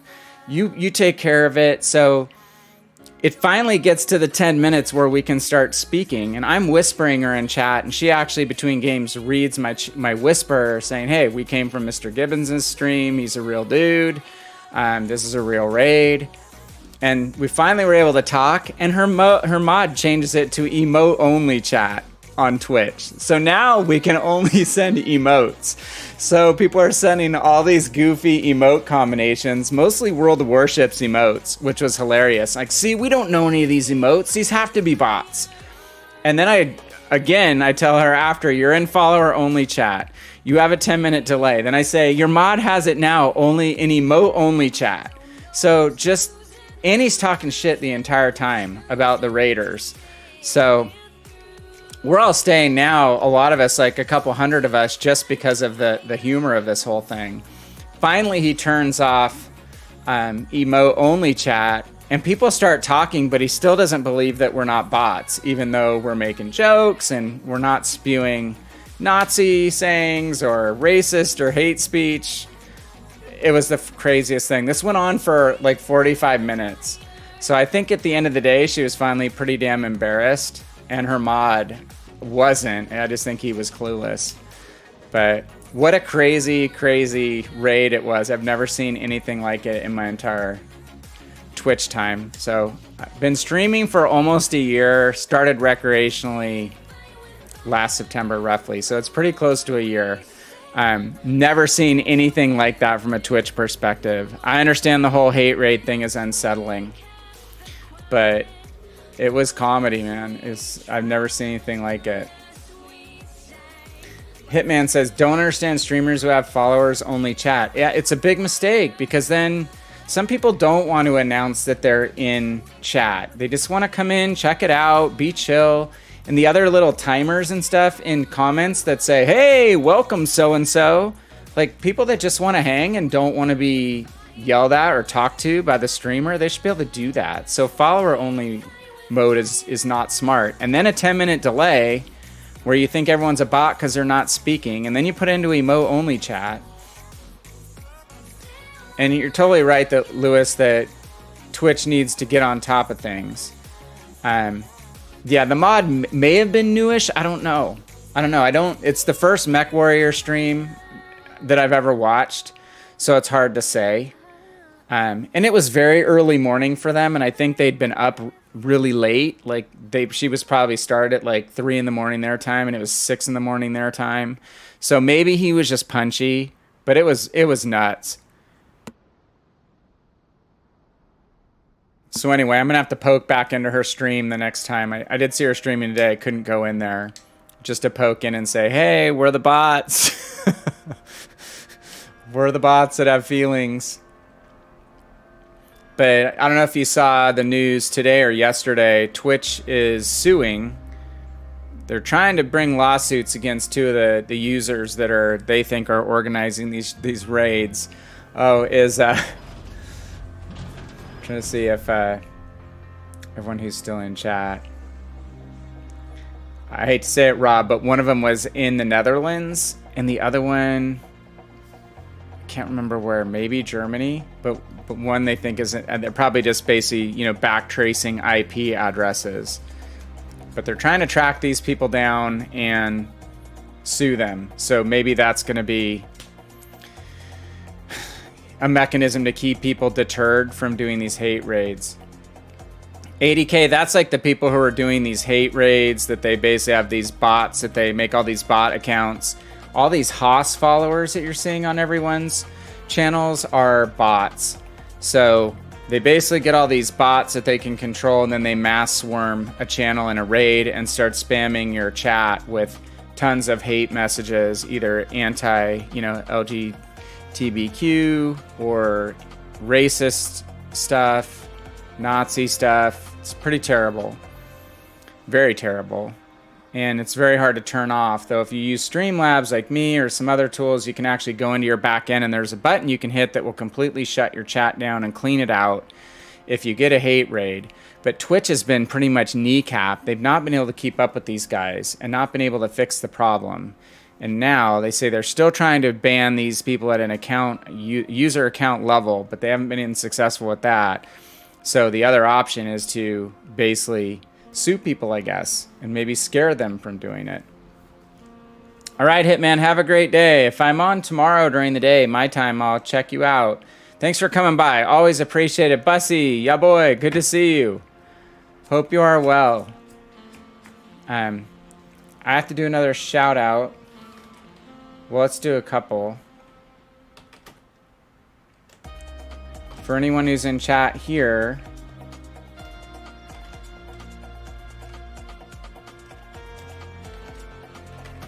let's do... Sorry, guys.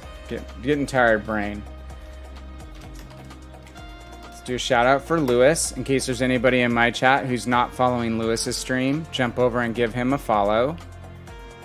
World of Warships Legends community contributor. And if I could get my commands right.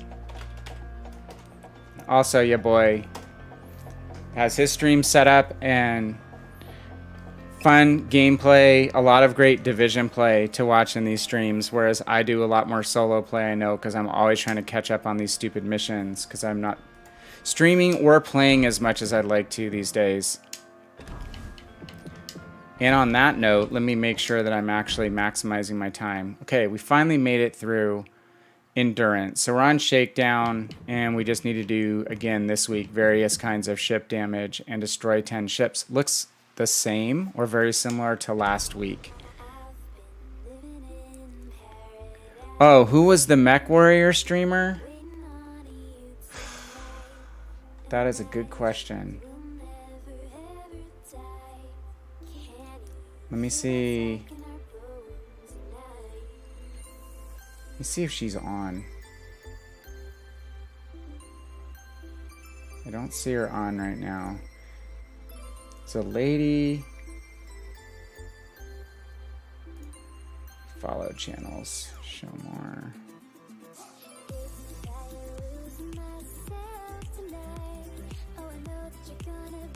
I can't seem to find her name. Oh, Saskia. Saskia. MWO, capitals MWO as in MechWarrior Online. She seemed like a good player, and they were playing in a division together. It was fun to watch, especially being new to that game. Again, I'm a total noob in that game. First time I've been a noob in any kind of shooter. I basically said I wouldn't play a first-person shooter game anymore other than for story mode because I got so schooled in Battlefield, and I don't even remember if I played Call of Duty. I think I just played 2 different Battlefields. But anyway, I was watching MechWarrior Online and going, wow, okay, it's a first-person shooter, but it seems a little more coordinated. There's classes that actually have armor, have different weapon types. This feels a lot more like ships or tanks to me. And then when you do the research on it, you see that it is kind of more of a strategic shooter. It's not just a Twitch resource or a Twitch reflexes shooter. So I've been enjoying the hell out of it. I played it for like 3 solid days last weekend, and then I've played it a couple days during the week, and already unlocked a free mech. I don't know if it's actually a premium. It might have been one that you had to purchase with like 11 million of their credits, but you got it for free.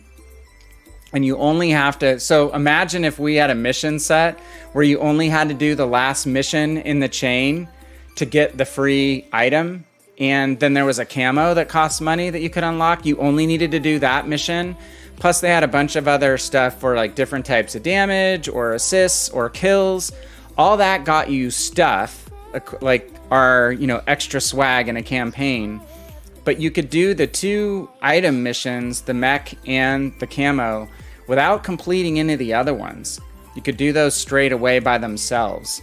So there was like a 5,000 missile damage goal, and I knew there was no way in hell I was going to be able to do that one without playing like 24 hours straight, because I suck with any type of missiles.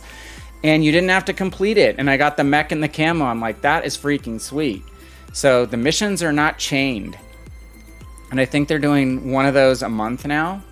Their premium time is pretty reasonable. Oh, get this. You can buy blocks of premium time or win blocks of premium time, and you can activate them in 30-day blocks. So if you bought a chunk that's longer, you only activate like a certain amount of days at a time. It's not a constant running subscription like WG's premium time. What a cool idea is that? I know there's so many people that don't buy premium time because they don't like that if they don't use it, they feel like they lose it. All right, let's jump in Leon. Leon's been ugly to us lately. Had some ugly team games in this boat. But yeah, it's got some neat properties to it with regard to not feeling like so grindy, so monetized. And there's a bazillion different types of mechs you can drive with incredible levels of customization. Like you can build all the components out in every arm, in the torso, the side torsos, the head. It's very, very customizable for different play styles. So YOLO. Oh, YOLO Leone. You've changed your schedule to suit some work stuff, change of games and times, etc.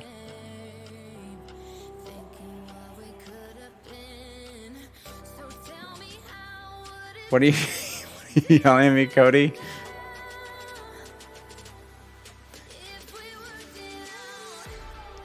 Not Lewis, but Van. I don't know what I missed. I probably got about one more game in me and I turned into a pumpkin. And we've won every game tonight, so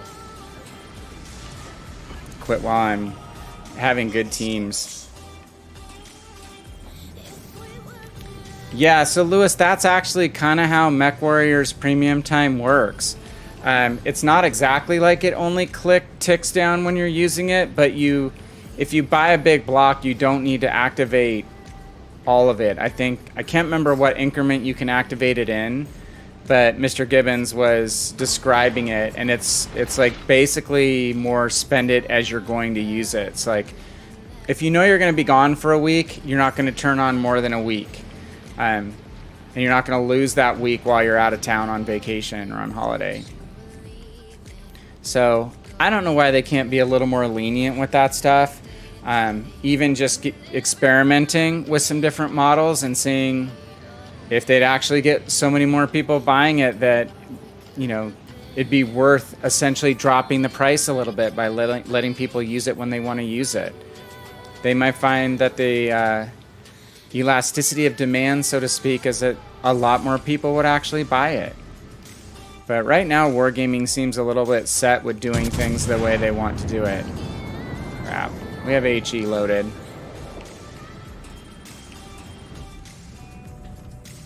Okay, we'll light the Colorado on fire, and then maybe this Nuremberg will be able to set him back on fire. We're going to switch to AP rounds.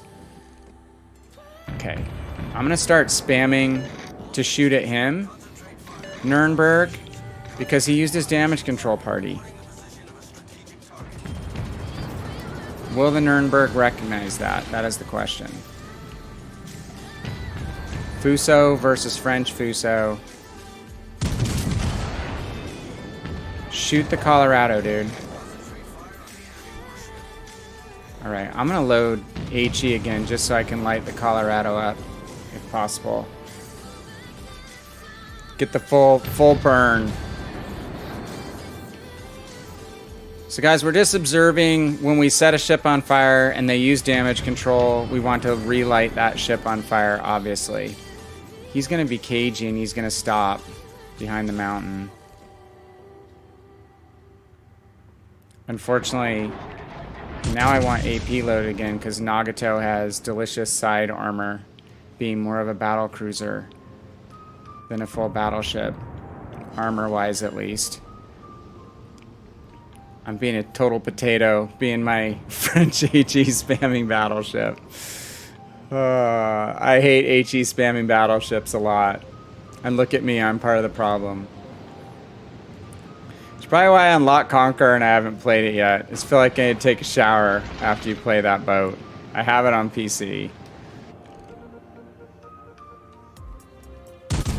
We are going to bow into the Nagato because he's going to tear us up. Very good guns for its tier. Some of the best guns at its tier. But you see there, we got full penetrations from 15 kilometers out with armor-piercing rounds on Leon, which does not have the strongest armor-piercing capability.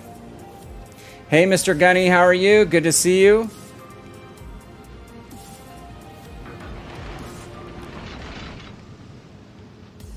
Couldn't have happened to better organization at this point. WG is so anti-consumer, it's making EA look modest, to be fair.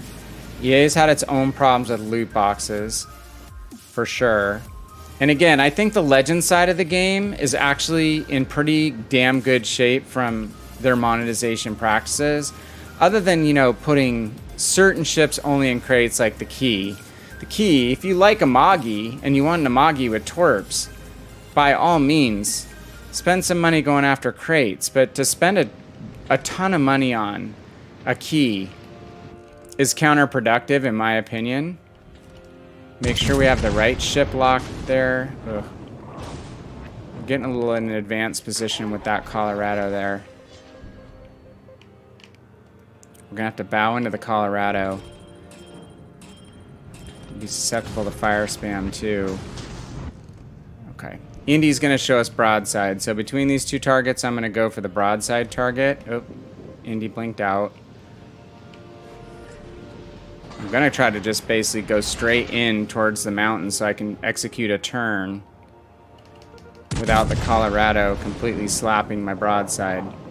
He's just sitting there hoping I'm gonna turn out. We're gonna hopefully dish some damage on this Miyoko and or the Indy. Ah, Indy shooting AP. Smart Indy. If I just go straight at this island, I can execute a right turn. Hopefully without exposing broadside to the battleship. Hopefully going to dispatch the Indianapolis. Always going to go for the broadside target if things are equal. God, that's first blood.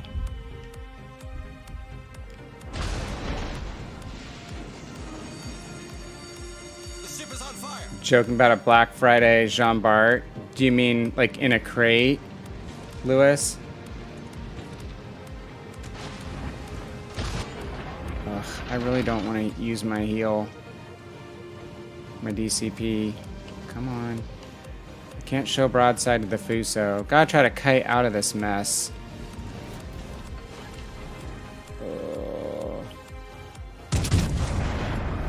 How is there only one ship dead in this game? Ugh. Got a good salvo in on the Fuso too. I don't think we had enough ships come with us to basically attract any attention. The other battleship, we've got to dissect this. The other battleship at the A cap is sitting back behind the island. They weren't really going to be shooting at him. And we have a DD that is no threat to anybody back behind A. So if this guy's anywhere near the cap, I'm not calling out names, but this is a Japanese torpedo boat. He doesn't want to be 10 kilometers behind the cap. If he's in the cap and these guys are spotted and he's keeping them honest and not letting them come into these direct lanes, I don't have 3 battleships pushing me and I would have lived a lot longer. I didn't recognize that fast enough because I got in deep against the Colorado. At least managed to take out one of the cruisers and severely wound the other one. So my damage total is not terrible. I got a kill, but this is not the most threatening position for the Akatsuki to be in.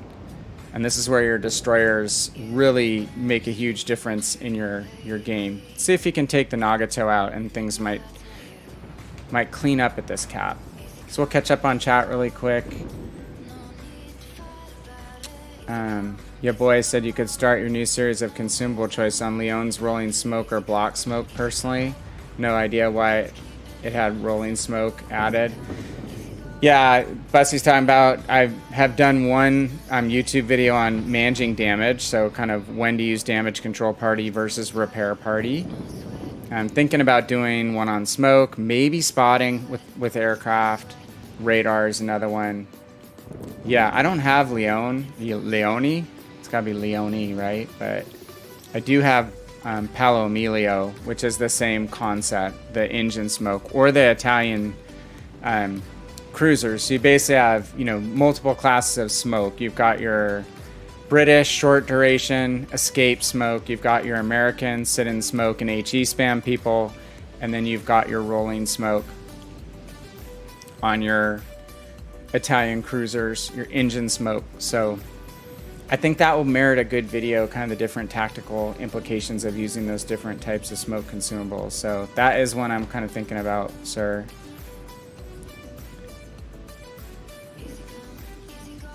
So yeah, guys, what is the Black Friday JB? I mean, they had that already, right? That is a ship. So,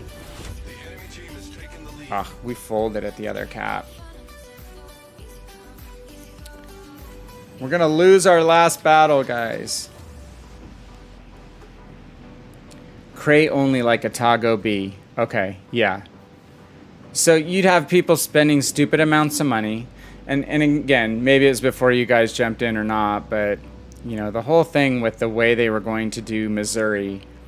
Missouri is beloved not just because the original version of Missouri, it broke the economy. I mean, if you had a decent game in Missouri, you're 750,000 credits easy. If you had any flags on to increase XP and and credits, and you had a good game, like I think my best probably 1.5 million credits in a single game on Missouri's. They realized that they went way too strong. It was the first global XP ship that I ever bought, which you call free XP on the PC side, and it's a hugely historic ship. Obviously, it's where, you know, VJ Day truce was signed.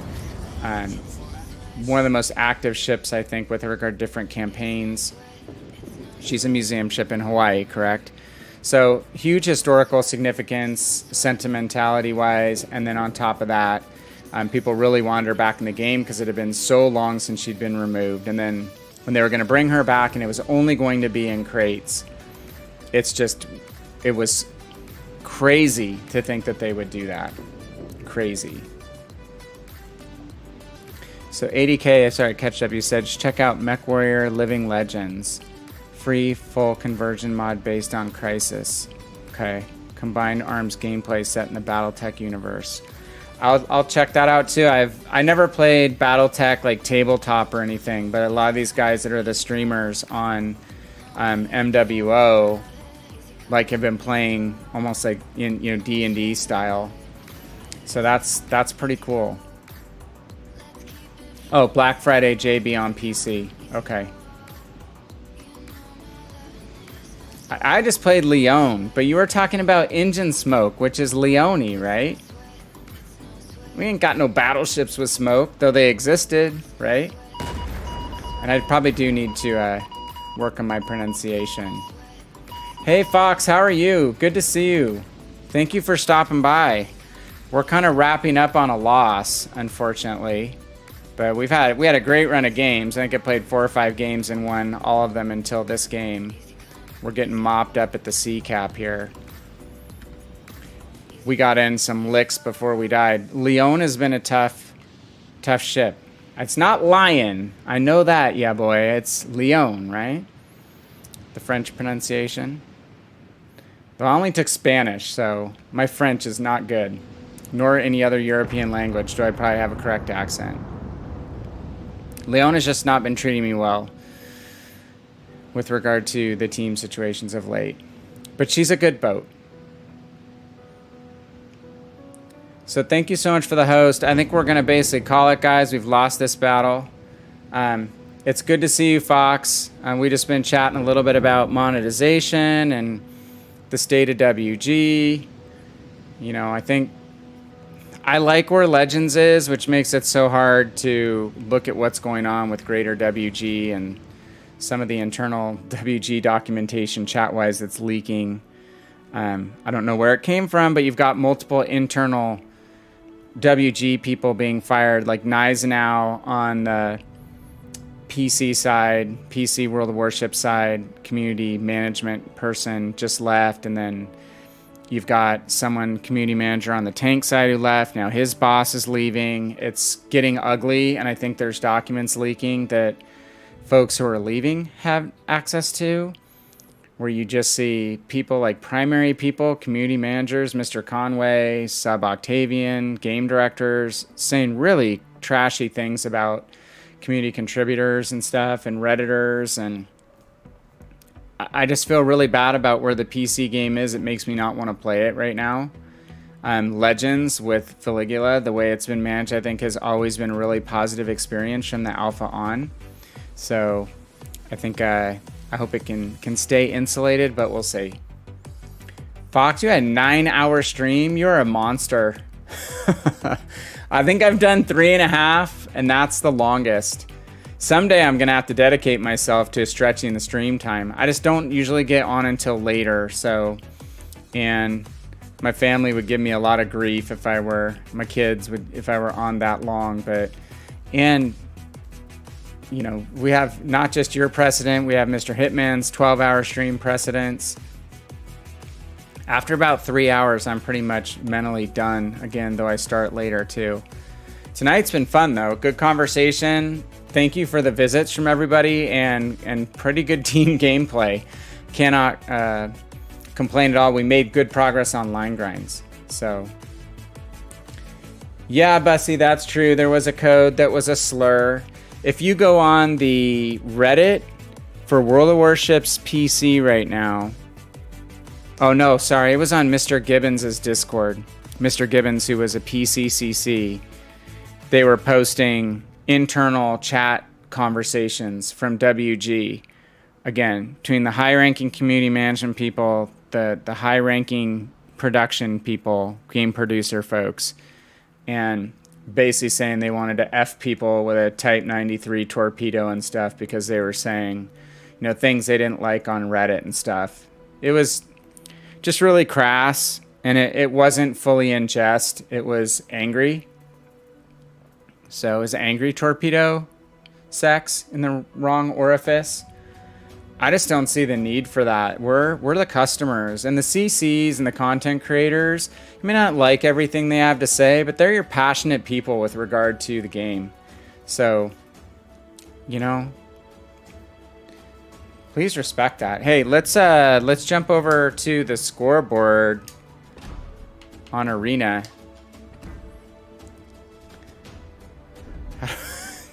How do I get to the scoreboard, you guys? It's back here, isn't it?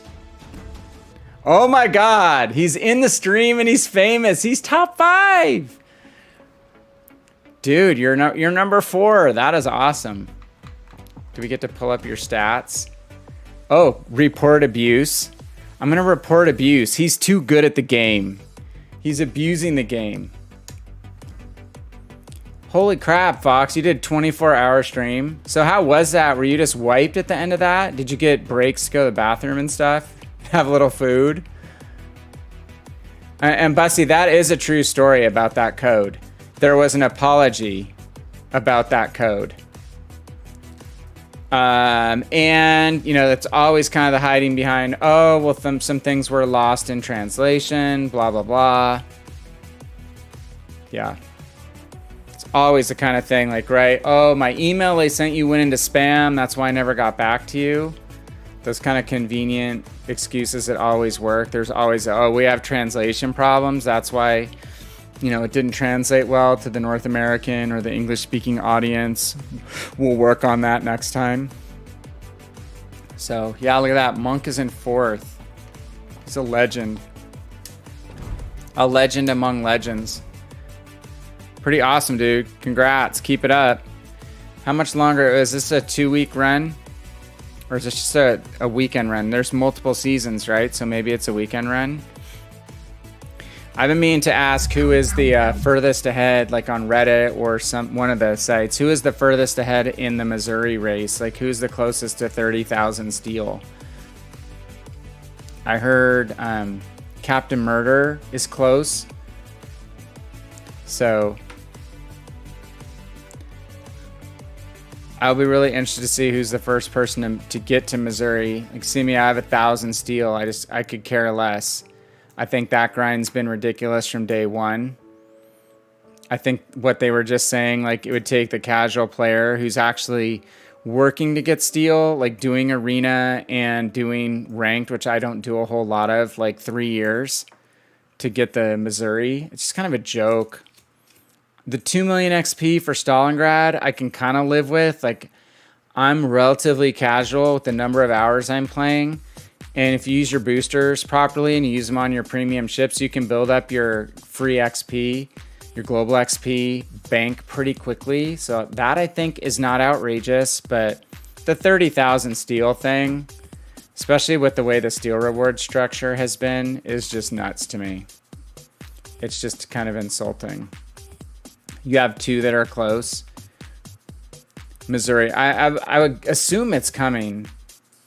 Ya boy, too. That's what I would think within the next couple weeks. Foxes, you took the bathroom in stride. Just a moment. Your military background, the army made me do it. So Foxes, you had foxhole experience and you had to make do. Well, congrats. That's an achievement, man. If I ever do that at some point. One thing I was thinking, we could maybe organize something holiday-wise. I know Hitman's got his charity that he works with, and I talk a lot about the Brotherhood of Beards, Bob, a clan that is on PC that are guys that I follow, and they did basically like a 3-day stream over the holidays, and they raised like $44,000 for charity, for a children's charity. Hey, Matt Smith, good to see you. Morning from England. Oh, the codes. Yeah, there was a code on the PC that because they were mad at the community contributors walking out, there was a Wargaming staff member in World of Warships PC who made a code that basically, it was a European community contributor. It was like F something, this contributor's name abbreviated. So it was like FU to that community contributor. Yeah, which was totally uncalled for.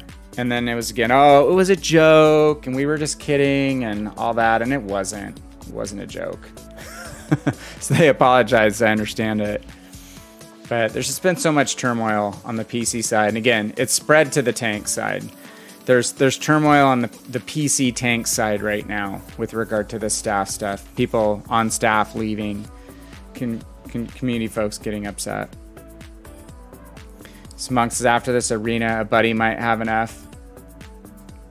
And Fox, you have an F for Stalingrad. Well, Lewis said he's played it. So, and it sounds like it's relatively strong. I know there's some other CC videos out on it. Is your video out, Lewis? I have to check it out.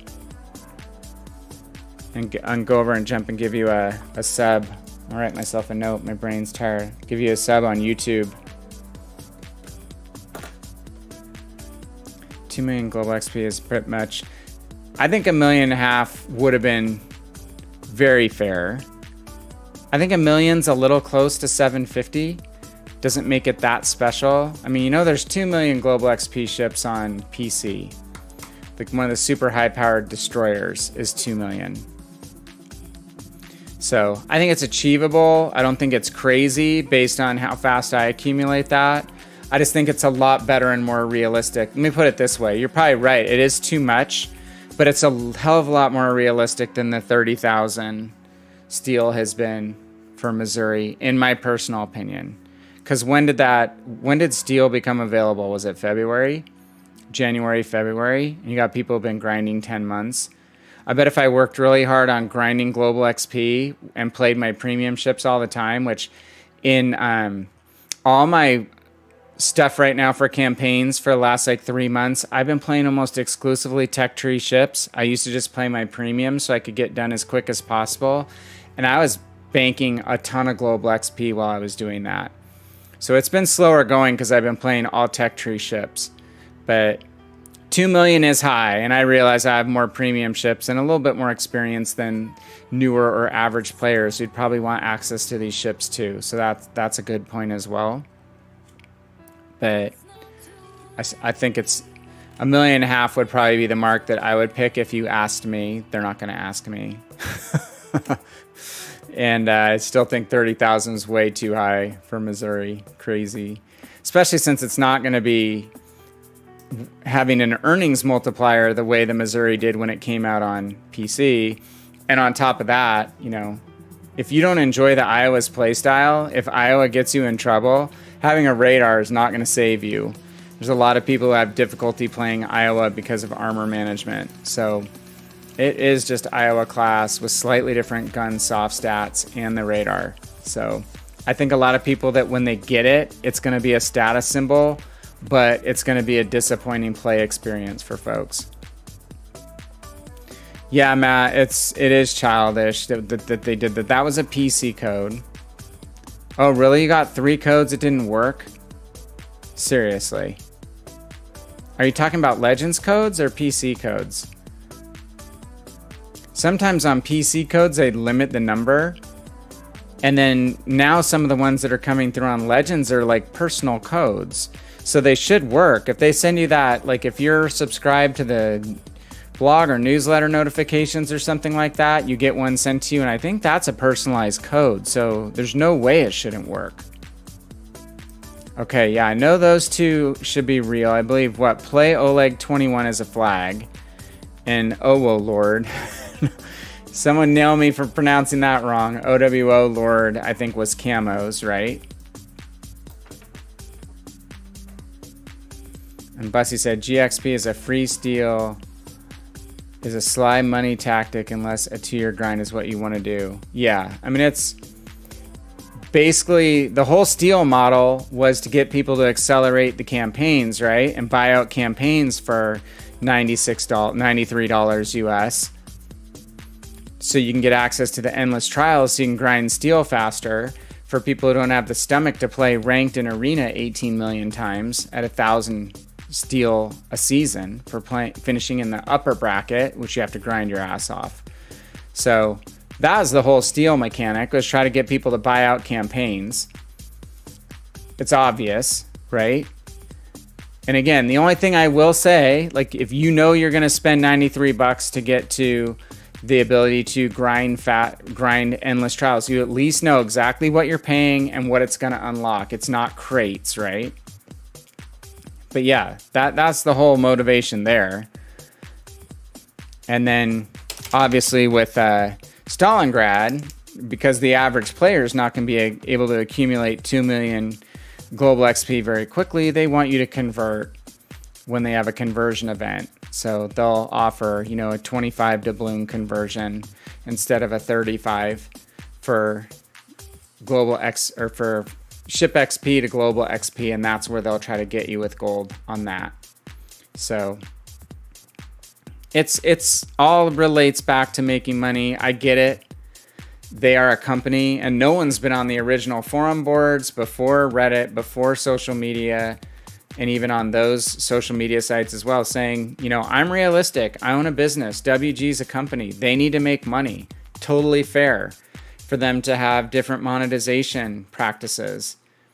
But when it's just like stupid level where it makes you feel bad, makes you feel dumb, like a sucker, or it's all gambling driven, then I don't think that is how to build a long-term customer relationship.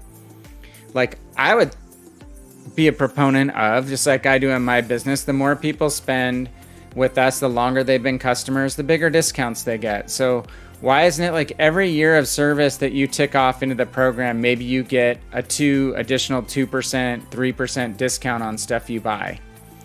So, you know, you'd have a 25% coupon, and then if you're another 5 years in, that's another 3% a year for your loyalty bonus. So now your 25% discount becomes 25 plus 15% for 3% for your 5 years, and you basically get 40% off stuff you buy. Why not? Why not keep people playing longer? They're digital goods. They don't cost you money to build each copy beyond the development cost. And then again, encourage people with fair practices on premium to get people to buy premium time. Like when real clans come out, have real clans come out and give everybody like a bonus if their whole clan has premium time. They get like an extra benefit. If all 30 people in the clan have premium time, everyone gets another bump on their premium bonuses in game. Stuff like that. Just be creative and, you know, don't just rely on the same loot box gambling schemes. So Matt, that's disappointing if you're talking about it's the legends through the newsletter emails that didn't work. That's really, really a bummer. You know, you could put a ticket in with WG and say, here's the code you guys sent me, and paste that code into the ticket and say, why won't this work? Because they should fix that for you. And I'm sure they could put that directly into your account. I know it's a small thing, but it's a small thing that matters. What's the point, right? Bussy says, Elite XP messages that you are stockpiling Elite XP. How about converting some? Yeah. No kidding. The only good thing is it's not that easy to figure out how to convert global XP. You have to hit Y and then you have to go over here. Like, I didn't even realize how to do it for a long time. Okay, right now, sorry, it's 25 global XP per doubloon, and they give you, what, 35 global XP per doubloon when there's a special. I used to do this back in the tanks days. I've never done it on ships. And I never spend my global XP on unlocking ship modules either. I just grin and bear it. But, you know, are our research bureau projects cool? Yeah. Especially when they give us some crates. But again, people like Jingles, who's been one of the longest term WG supporters who left the community contributor program on ships. He was saying when they give us these free crates in things like the Research Bureau projects, all that's doing is training us to be comfortable with buying crates, getting us used to the mechanic.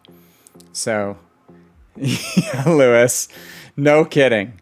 Hey, the best one was in World of Tanks and in World of Warships, like when you would spend gold to do stuff when you could have done it for credits, right?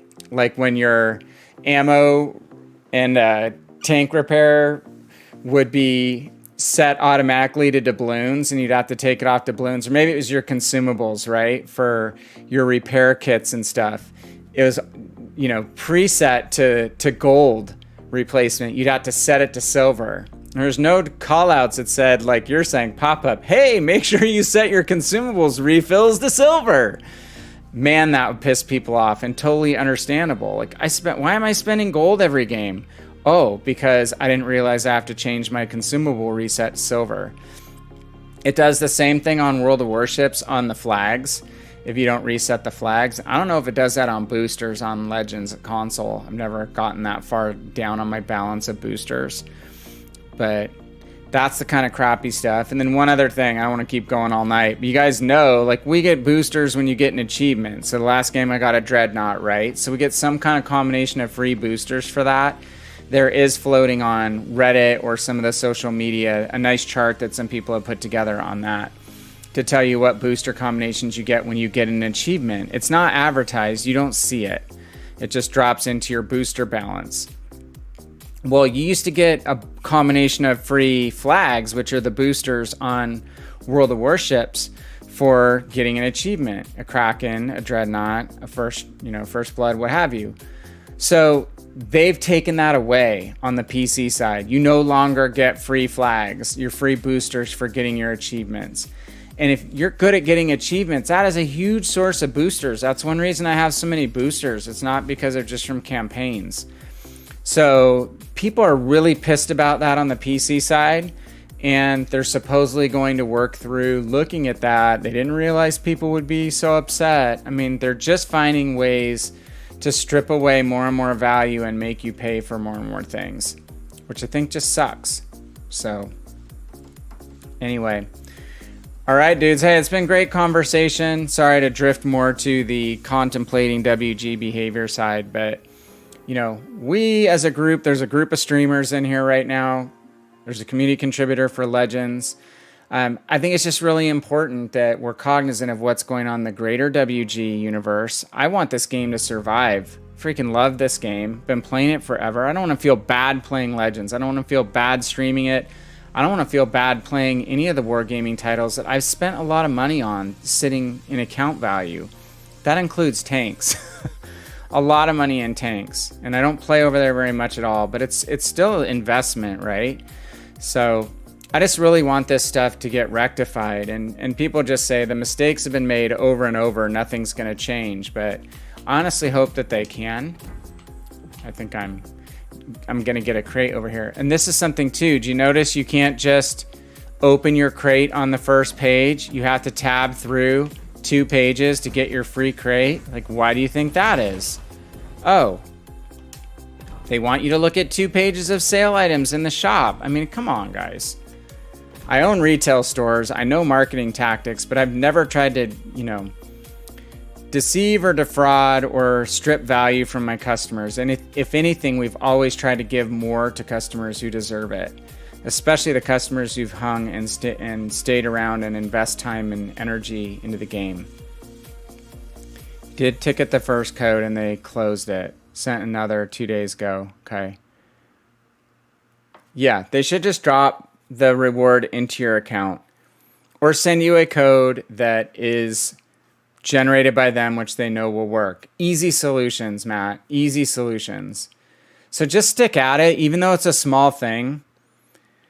I just say this is, I hear people are upset on other parts of Wargaming's universe. I can see why when you guys don't honor simple things like making sure codes work. And yeah, they're little things, but they're the things that are supposed to be the rewards for being a consistent customer. So it almost makes you feel worse, right, when they don't work. All right, guys, enough of me blathering on. Thank you so much for joining in.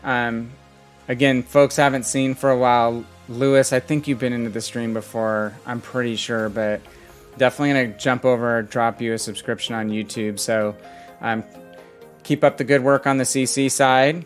It's very much appreciated by us in the greater Legends community who like to do some of the stuff that you're doing. Matt, good seeing you, and I think you subbed on YouTube, which I really appreciate. 80K, if you're still there, good seeing you as well. It's so fun seeing a group now in both chats, because I have to do like a dual window thing to pop open my YouTube and Twitch chat at the same time. And we're slowly getting an audience watching on YouTube, which is really awesome. And we've always had a great group of folks and friends that come in on Twitch. So it's so fun for me. It's not my living. It's my fun and my detox. And that's another reason I don't want this WG stuff. It's supposed to be fun. We're supposed to be having a good time, not lamenting. So just because we care, right? We're only upset because we care. So, but so fun engaging with everyone tonight. Thank you so much for coming by. Hopefully you get a chance to maybe drop on tomorrow night. But if not, check out maybe some of the new YouTube content we put out on VannKraken Gaming. And check out some of these other great streamers and content creators that we've shouted out during the evening. So that's it. You guys have an awesome weekend. It's September 10th, which means tomorrow is September 11th here in the United States. Obviously, a very solemn day. I had a chance to go to New York City a year and a half ago before the pandemic and tour the 9/11 site. And it's an incredibly moving place. If you ever make it to New York and you do anything, one thing, go to the 9/11 Trade Center Museum. You won't regret it. I had a friend, not a friend, but a coworker that I worked with on a regular basis who was on the airplane that hit the Pentagon. Flight 33, maybe, out of Boston, I believe. She was coming back from a work function. And another set of work people that I knew decided to take a later flight and take a $400 flight credit or something and didn't make the plane with this lady, Dora Menchaca, who wound up dying.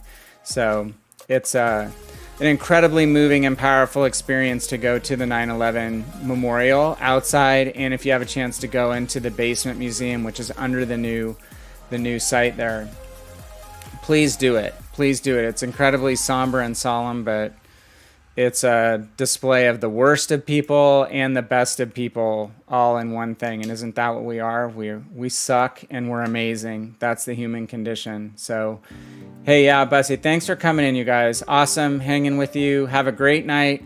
Awesome weekend. And hope to see you all again soon. Thank you so much for joining. Incredibly appreciated. Good night.